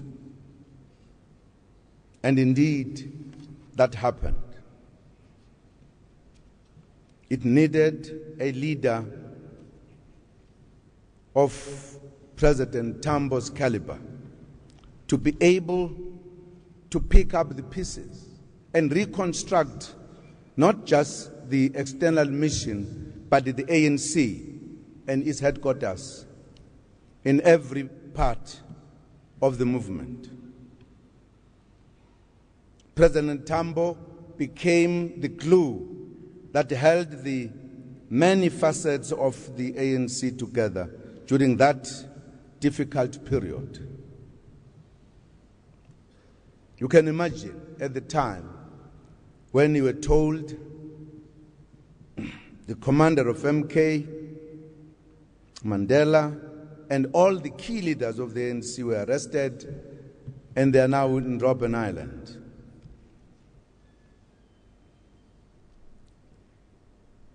And indeed, with many of other leaders being outside of the country and the cadres of the movement. The question that faced the ANC was, what do you do? As a democratic organization, you would have thought you would call a national conference to take decisions, to empower whoever. So it was at this time that we needed a leader with a clear vision, who, by the way, was flanked by some of the best in exile, in the names of Moses Kotane, J.P. Marx, Moses Mabhida, and many others.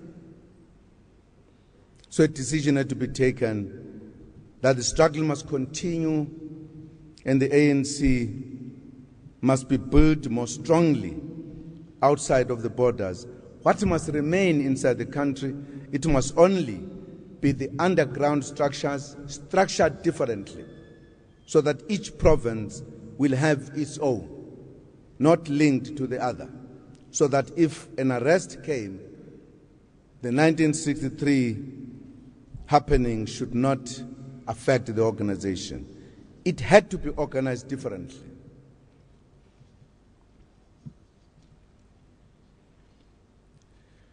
Yes, President Tambo played a leadership role and a father-in-law. If the ANC is the broad church, President Tambo became a capable pastor to all the strands of the ANC. And how was this possible? What exactly does Tambo represent to us? It is both difficult and impossible to capture the essence of such a life as that of President Tambo in any number of words and conceptualization. However, some of the attributes that immediately come to mind when one thinks of President Tambo are the following. Discipline in thought and in action. Highly disciplined. Highly principled. Nationalism and internationalism. Non-racialism and non-sexism. Dedication to the freedom of all. Fearlessness and foresight. Humble servant, empowering leader and democrat. Integrity, persuader, and diplomat par excellence. Pioneer from the youth league of the ANC to the mission in exile. The ability to give and also take advice and draw strength from others. A dedicated husband to Mama Adelaide Tambo and a good father to the children.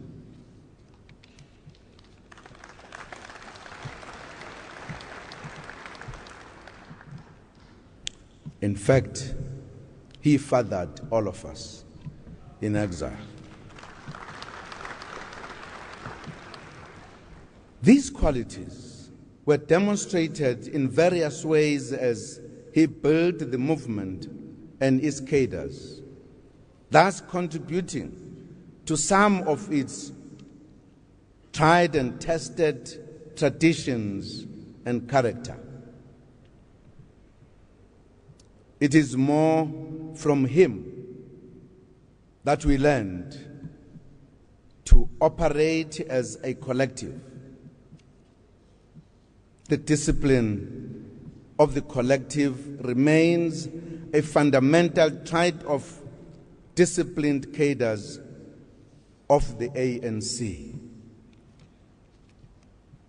It was also under his leadership that the ANC developed a culture of taking its decisions through consensus.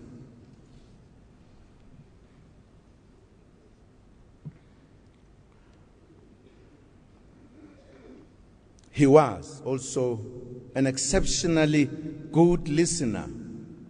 Many of those who worked with him in exile can attest to this notion that OR had a capacity to listen to all points of views before he could take any critical decision. Hence, meetings of the National Executive Committee ran for a week.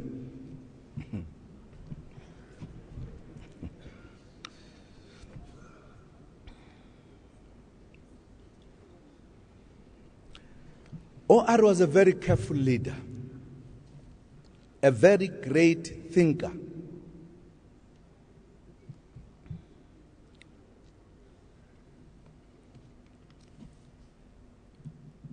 He wanted to listen to each and every contribution that was made.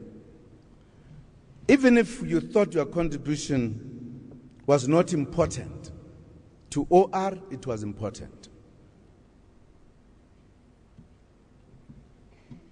But equally,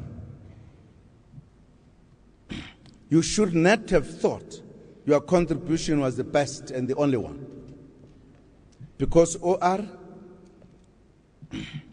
will handle you very well. I think in the National Executive Committee that I served in, not a single one of us was never taken to task one time or the other, constructively.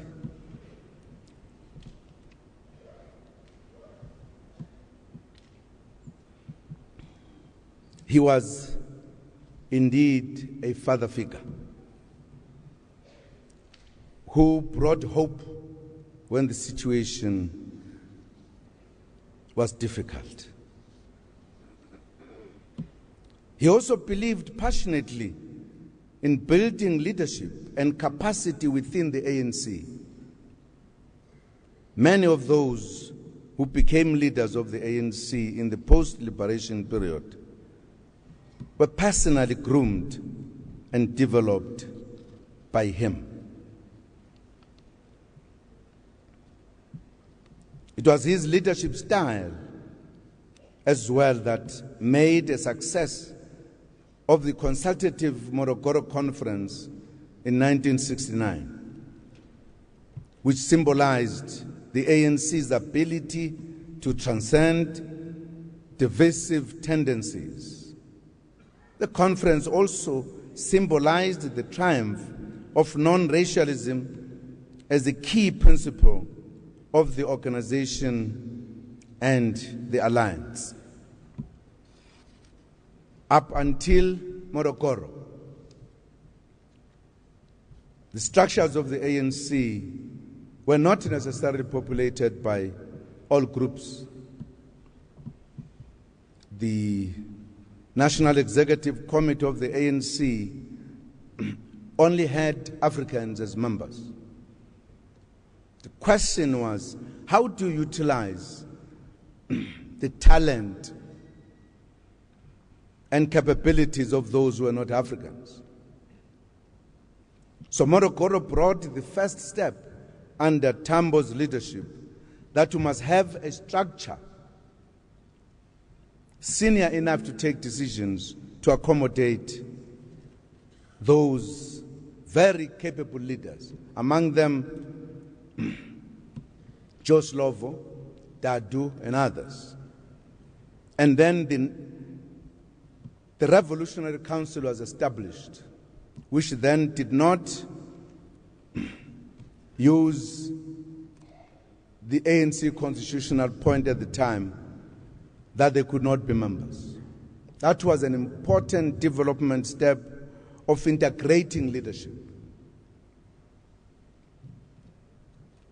It was that conference that adopted a clear strategy and tactics document under his leadership.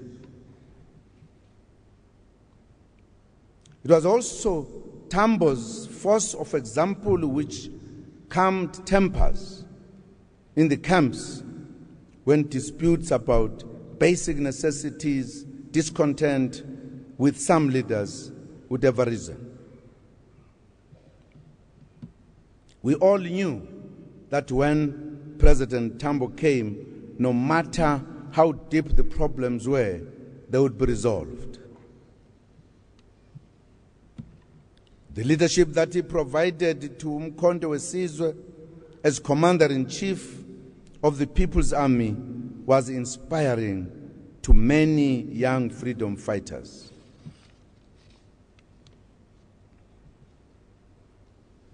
In early 1967, when the Revolutionary Council decided on the first military campaign to South Africa, the Wankie campaign, Oliver Tambo accompanied the fighters right down to the Zambezi bank of the Zambezi River accompanied by another leader, Comrade Thomas Nkobi. This gesture demonstrated support and more profoundly that he was one of them. He always identified with his comrades, irrespective of where at the levels of movements they were. At every stage of our movement, his hand could be detected. Throughout all the critical decades, from the 1960s, 70s to 80s, to our return home in 1990, President Tambo worked tirelessly in the pursuit of freedom.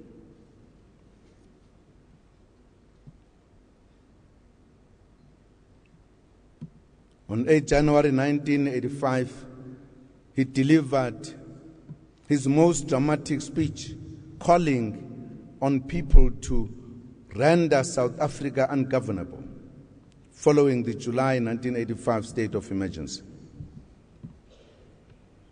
When the time came to engage the enemy, in President Tambo, we were fortunate to have a leader who was able to chart the way forward towards a negotiated settlement. At that time, many were still finding it difficult to accept that there would be no dramatic seizure of power in our country.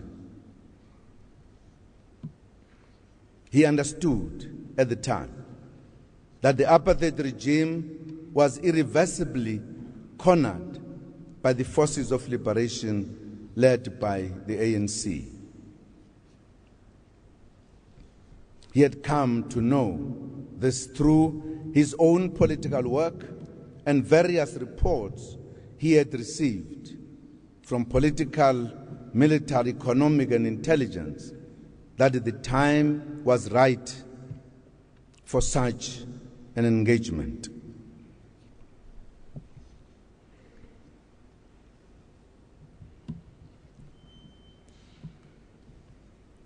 One of the meetings of the National Executive Committee, other leaders did not want to hear about negotiations. And they did not want to know. But they were suspicious that President Tambo had sent President Mbeki and myself to some meetings which were suspicious must have been beginning the talks.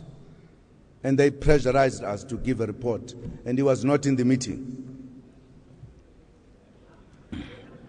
And we knew it was trouble because we couldn't reveal what Tambo said to us.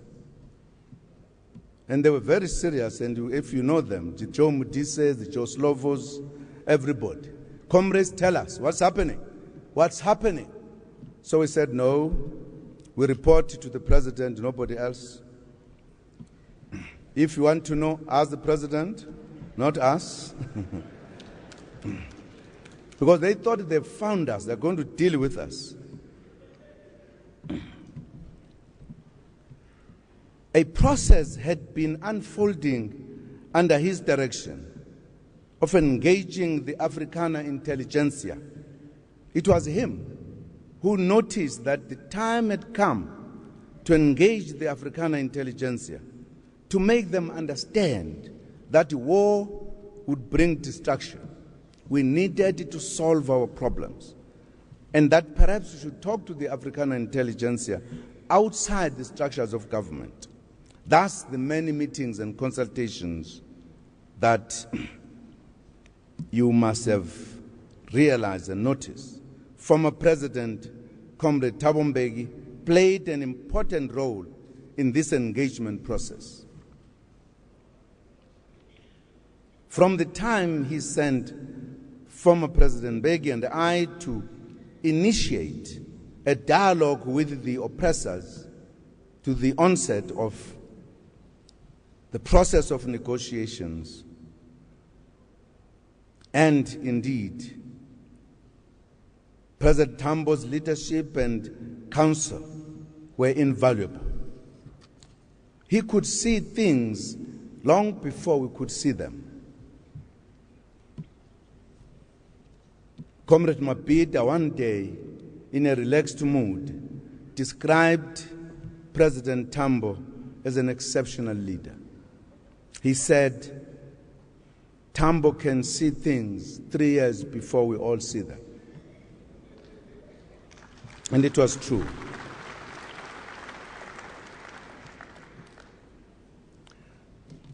One day, a delegation came from South Africa to Lusaka. They were with the praise singer, who said in Xhosa, and I thought he was describing OR. And he said it in Xhosa, and I can't say it in English. Lento enobuchopho bunamachaphaze egolide, saying his brain was so rich that it has the particles of gold. That's a direct translation, not so.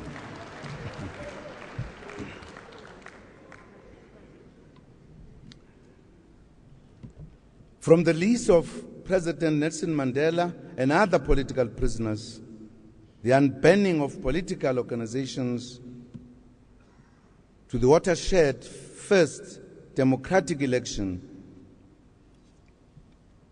in 1994, President Tambo provided leadership, provided a solid leadership. In fact, when he came back, when he was no longer well, he said, we went to exile and we have come back, and I'm here to deliver the ANC in better shape.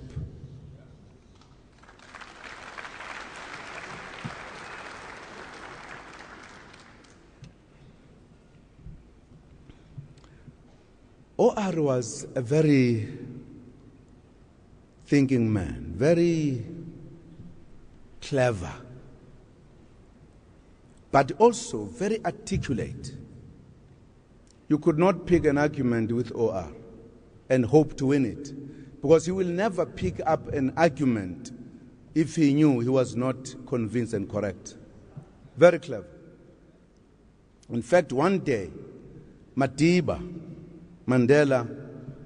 confessed that, as they were practicing together, he came to learn afterwards that whenever they argued, OR was right. He also realized that as they were dealing with clients, he was quick, Madiba, to interview clients, and there was no queue in his door, and he will stand up and walk and say, this fellow, man, is very slow. But he says, with time, he realized that when they went to court, those that were interviewed by OR, all the facts were there, and those cases, they always won.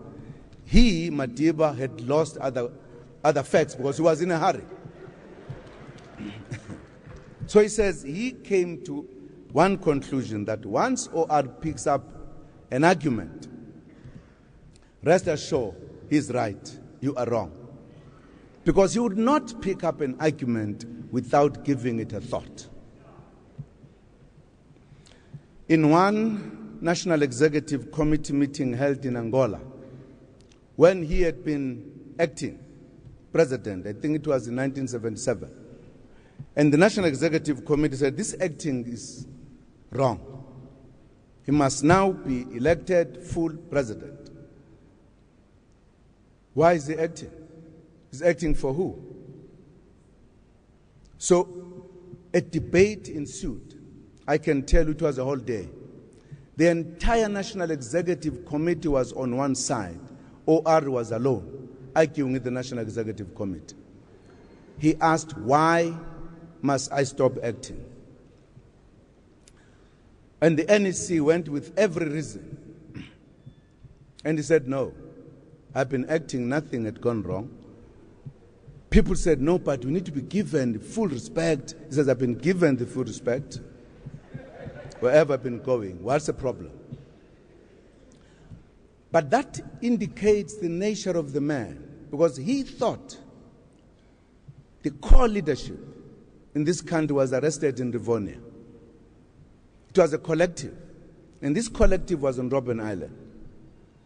And it was very important that he cannot allow a situation of some of us outside to take a decision about who must now lead the leadership, who must now lead the ANC, without the participation of those comrades.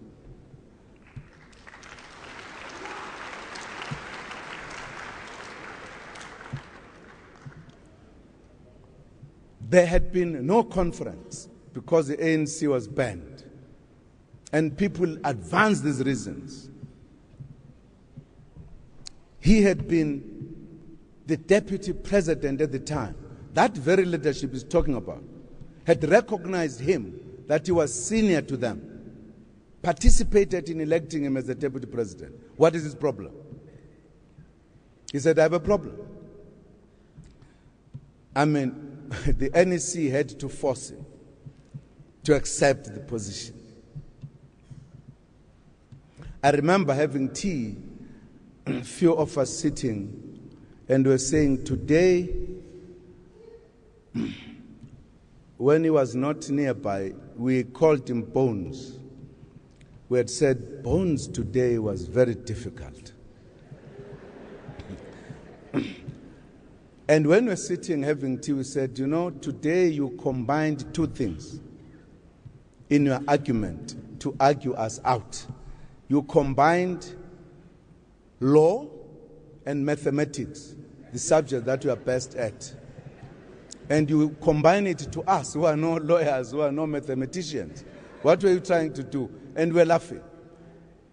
It was difficult to argue with him. A very wise leader indeed, who had a way to teach you to be a good cadre of the movement. He also led us capably in key processes from the Harare Declaration to the adoption of the Constitution of the Republic of South Africa. And by the way, the Harare Declaration was the last document that OR produced. It was at the end of that process that he suffered a stroke. But the manner in which he combined it, he was very thorough. He was very thorough in whatever he did, at all material times. Those who drafted his speeches had a problem, because you couldn't draft for OR. He was meticulous. He would not want to repeat the word he used in the last speech. Very few people mastered drafting for him. I think among the few was Thabo Mbeki, who could draft. Even with him, he's not going to use the first draft. He just loved the style and the usage of English, but he will make his own. One day he confessed. He said, no, one thing that will make me to be chased away from the ANC is speeches. Because he did not want to say a wrong thing. He says, I'm representing the people of this country.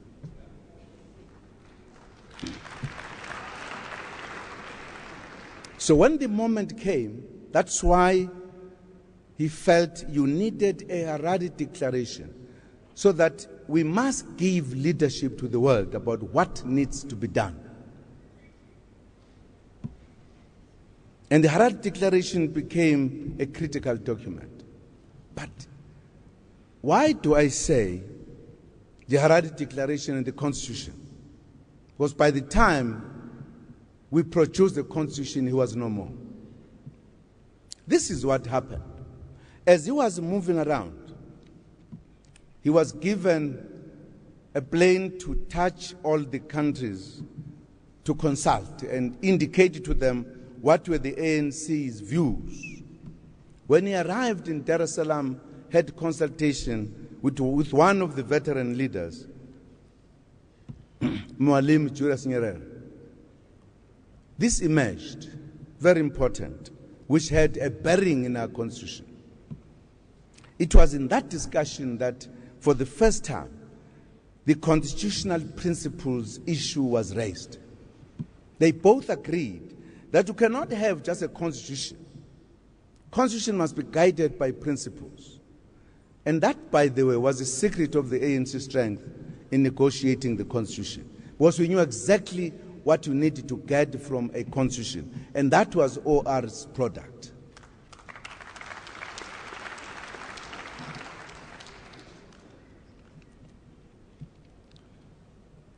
The people of South Africa are indeed highly indebted to President Oliver Reginal Tambo.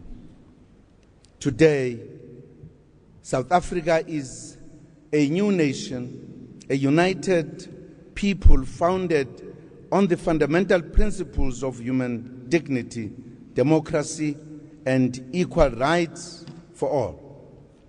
We promote non-racialism and unity against the background that, apart from President Mandela and President General Luthuli, President Tambo remains the greatest symbol of our reconciliation policies.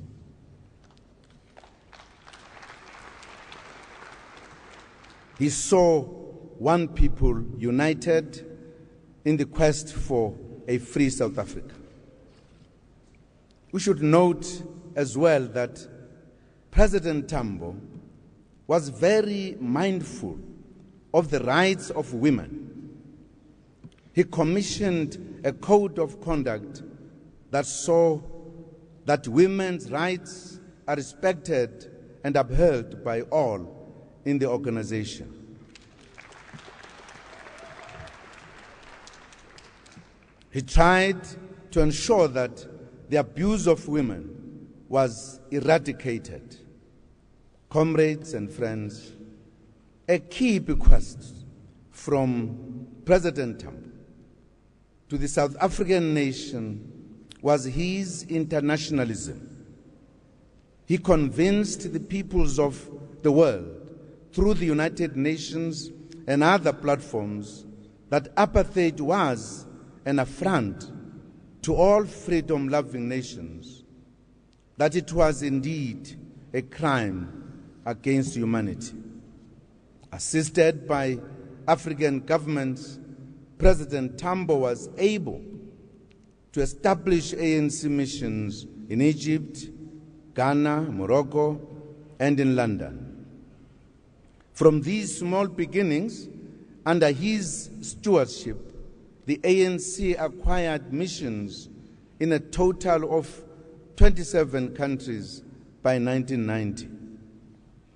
The fact that the United Nations declared apartheid a crime against humanity is mainly a result of his tireless diplomatic work. The international campaign to release President Mandela and other political prisoners, the campaign for sanctions against apartheid South Africa, and the creation of an understanding of South Africa under apartheid were all skillfully executed under his leadership. Remarkably, by August 1982, a total of 2,000 mayors in 53 countries worldwide had signed a petition for President Mandela's release. More importantly, President Tambo commanded the respect of all leaders in the world when he took the platform in international conferences. Leaders and participants would stop the bilateral meetings they were busy with to come and listen to him, because he always spoke the words of wisdom.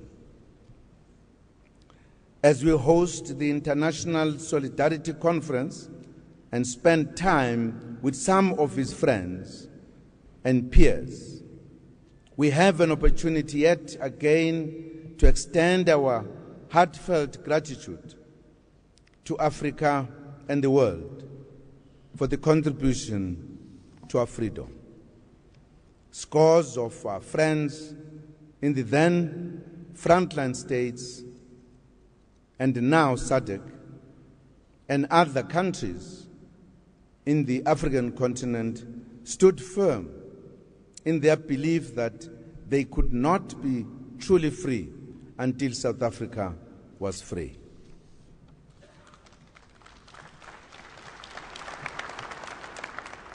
We also had good relations with the non-aligned movement, which galvanized the peoples of the South from India and Indonesia to Cuba and Brazil in their struggle for a just world order that is free from the domination of the North. The Soviet Union, China, India, Vietnam, Czechoslovakia, Hungary, Bulgaria, the German Democratic Republic, the Nordic countries, and many others. His skillful diplomatic skills led the reorganization of the ANC by the recognition of the ANC by the Organization of African Unity and the United Nations. Through President Tambo, the anti-apartheid movement flourished and remains one of the greatest multi-class, multi-regional, multi-religious international solidarity movements ever seen in history. We are a united and democratic nation today whose vibrancy and unity in diversity is hailed around the world because President Tambo provided much-needed leadership to the collective when this was needed most. As we consolidate his memory, we know that President Tambo would not be satisfied merely with us having achieved freedom and democracy. He would urge us to rebuild that which apartheid and colonialism sought to destroy for many decades. South Africa is in the process of transition and building a new nation united in diversity. This is the fruition of President Tambo's struggles and his dreams. It is the continuation of the mission of his organization, the ANC.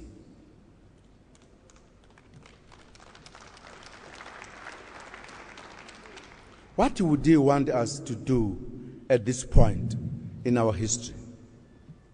His instructions would first and foremost be directed to his organization itself.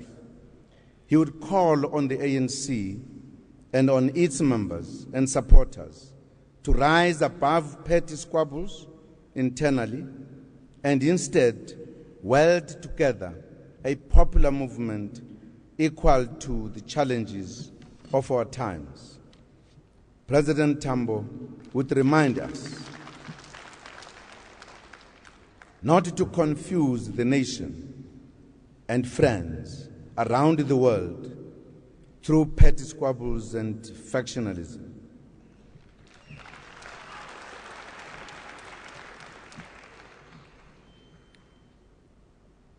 As a leader of society, the ANC must lead by example, displaying cohesion, clarity, and respect for one another and for the nation as a whole. He will urge all of us to pursue the cause of the greatest unity of democratic forces, especially the Revolutionary Alliance. It is President Tambo who reminded us eloquently of the need for the unity of the alliance. He said at the celebrations of the 60th anniversary of the SACP more than 30 years ago, and I quote, "The relationship between the ANC and the SACP is not an accident of history, nor is it a natural and inevitable development. For, as we can see, similar relationships have not emerged in the course of liberation struggles in other parts of Africa.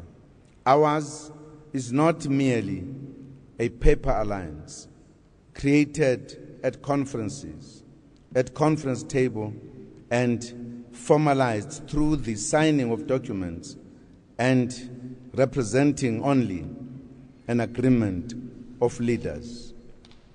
Our alliance is a living organism that has grown out of struggle. We have built it out of our own separate and common experiences," unquote.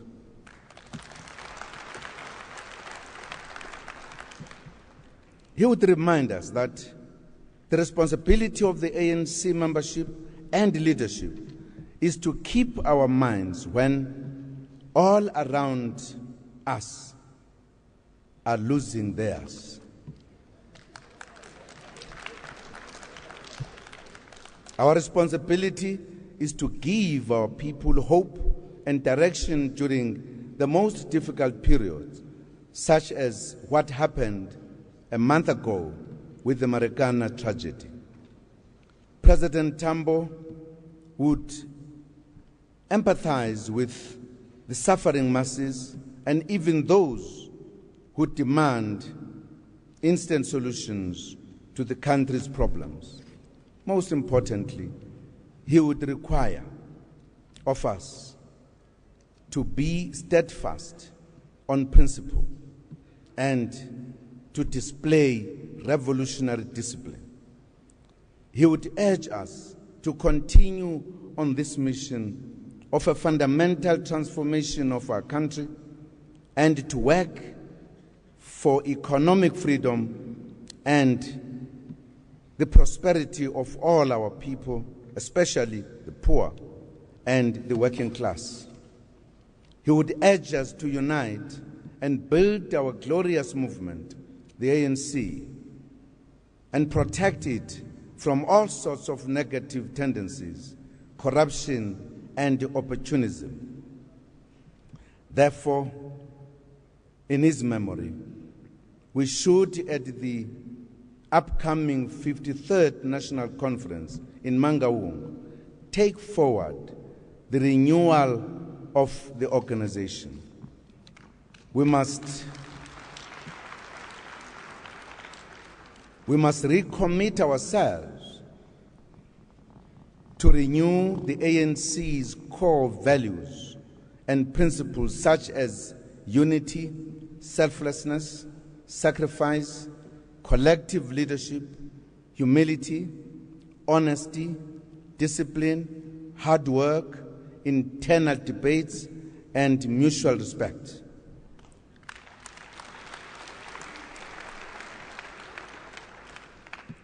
South Africa needs a united, cohesive, and strong ANC to take forward the transformation program.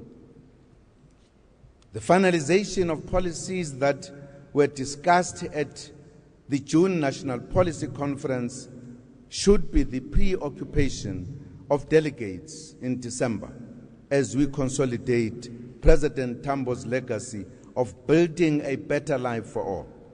These should be policies that will truly take our people out of the prison of poverty, inequality, and unemployment. And what would we tell President Tambo as the ANC?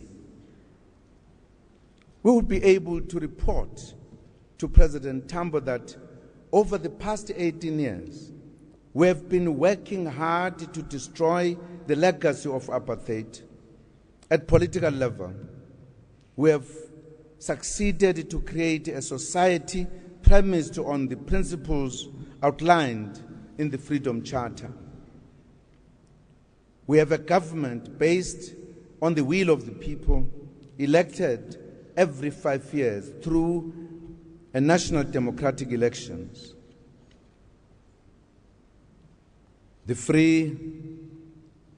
three arms of the state, the judiciary, legislature, and the executive, work in equal partnership to transform society and deliver services in their realm of work.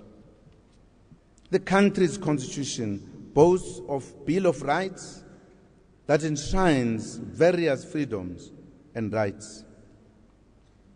We have a vibrant civil society allowing space for many NGOs and community organizations to flourish. The ANC government works closely with social partners such as business, labor, and the community sector, believing in collective leadership and working together. These networks consolidate our participatory democracy. At the level of the delivery of basic services, water, electricity, roads, houses, clinics, and other basic services have been extended to millions of people since 1994. However, more people are still waiting, and our task is to extend these services to more people each year.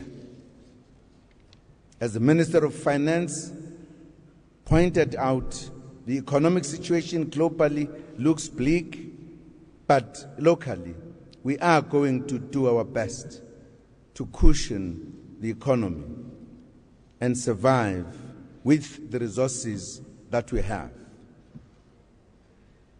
And we have plans and policies to enable us to move forward, both in short and long terms. Through the National Planning Commission, we have produced an overarching national development plan which outlines our vision of dealing with inequalities, social injustices, and the developmental challenges in our society, leading towards the prosperous society. Our new growth path framework, the short-term economic development program, focuses us on a growth and employment-creating path. Our intention is to boost job creation in 6 pillars: tourism, infrastructure, manufacturing, agriculture, mining, and beneficiation, and the green economy. Out of the 6, we have this year singled out infrastructure development for an intensive focus.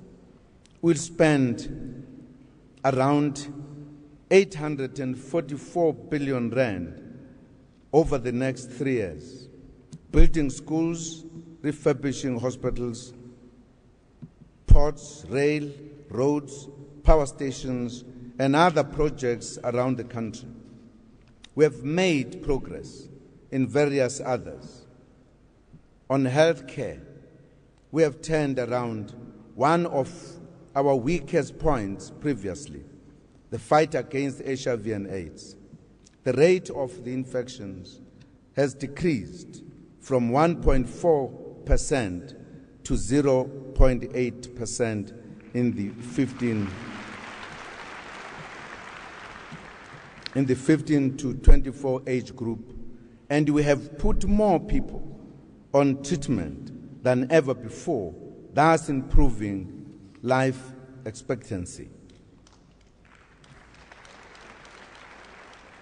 One of our greatest success stories is the remarkable 50% reduction in mother-to-child transmission of HIV from about 8% in 2008 to 3.5% in 2011. Comrades and friends, all this work and more demonstrates that we have clear policies and plans.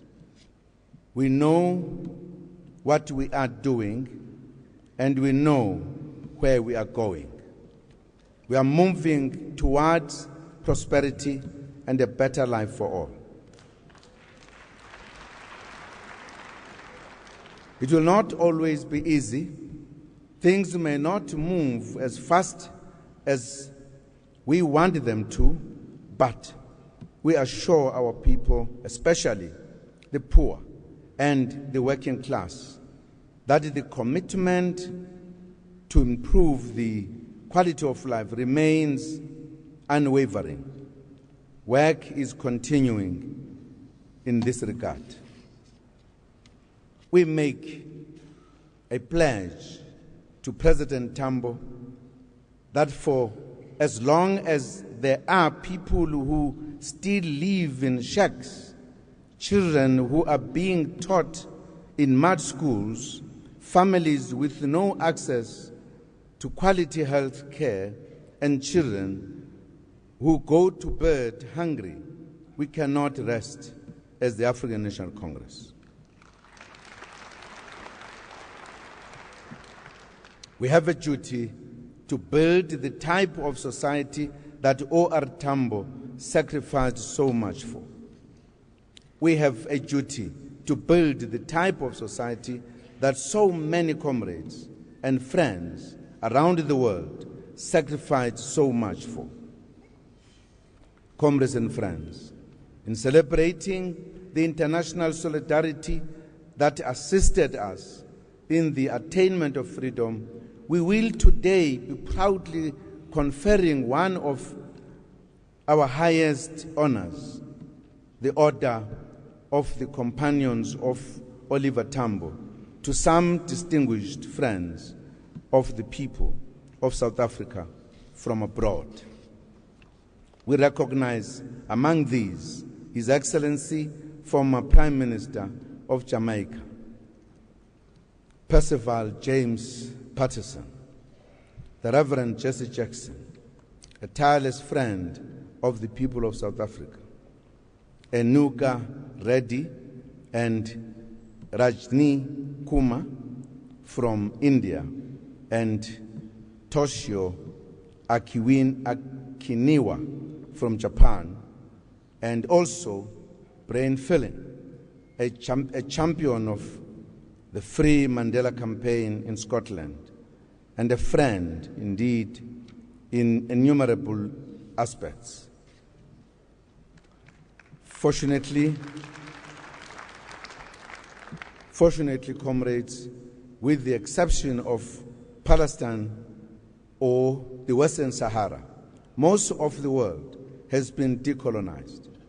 We remain mindful of the economic blockage against Cuba, which denies the Cuban people of their economic freedom. The International Solidarity Conference will reflect on these outstanding matters as Western Sahara, Cuba, and Palestine.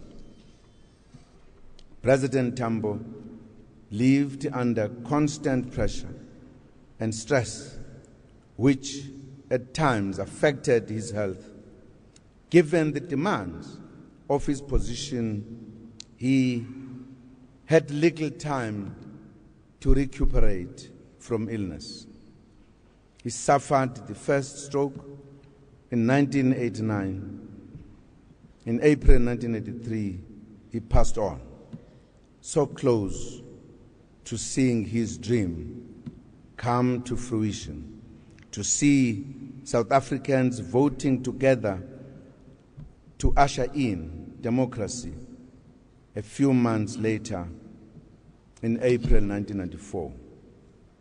At OR's funeral in 1983, a distraught Madiba, President Mandela, stated as follows, and I quote, Oliver Tambo has not died because the ideals of freedom, human dignity, and a colorblind respect for every individual cannot perish, unquote.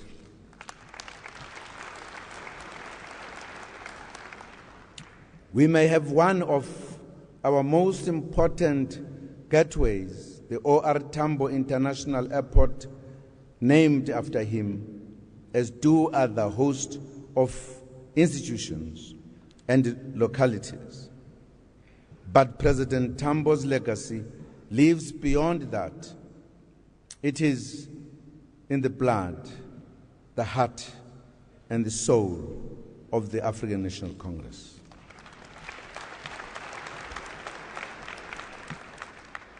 It is manifest in our daily endeavors to create a non-racial, non-sexist, democratic, and prosperous South Africa, of which all of us can be proud.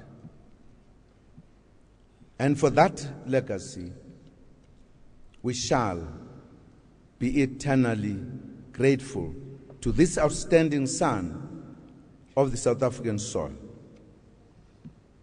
Comrades, let me take this opportunity before concluding to wish the Muslims in our country and visitors a very happy Eid.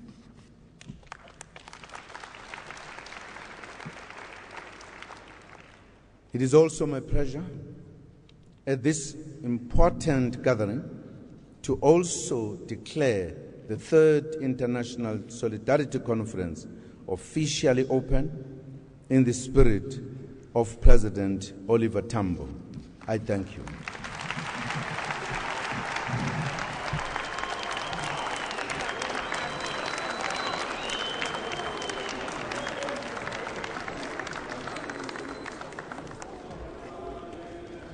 ANC President Jacob Zuma ending that lecture which was delivering in honor of Oliver Tambo, the president of the ANC, who ran that organization for 30 years, longer than any other ANC president had done. Well, you were watching a special broadcast brought to you by SABC News, and that is where we're going to leave it for today. Watch our evening bulletins for highlights of the speech that President Jacob Zuma made just now. From me, Vuyam Vogo, and the rest of the crew, have a good weekend.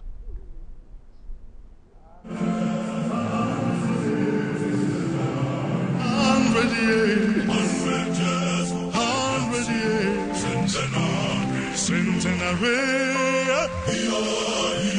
Nanti, centenary, Nanti, city 100 years, Nikula Minyaga, centenary, 100 years. Tambo, Tambo.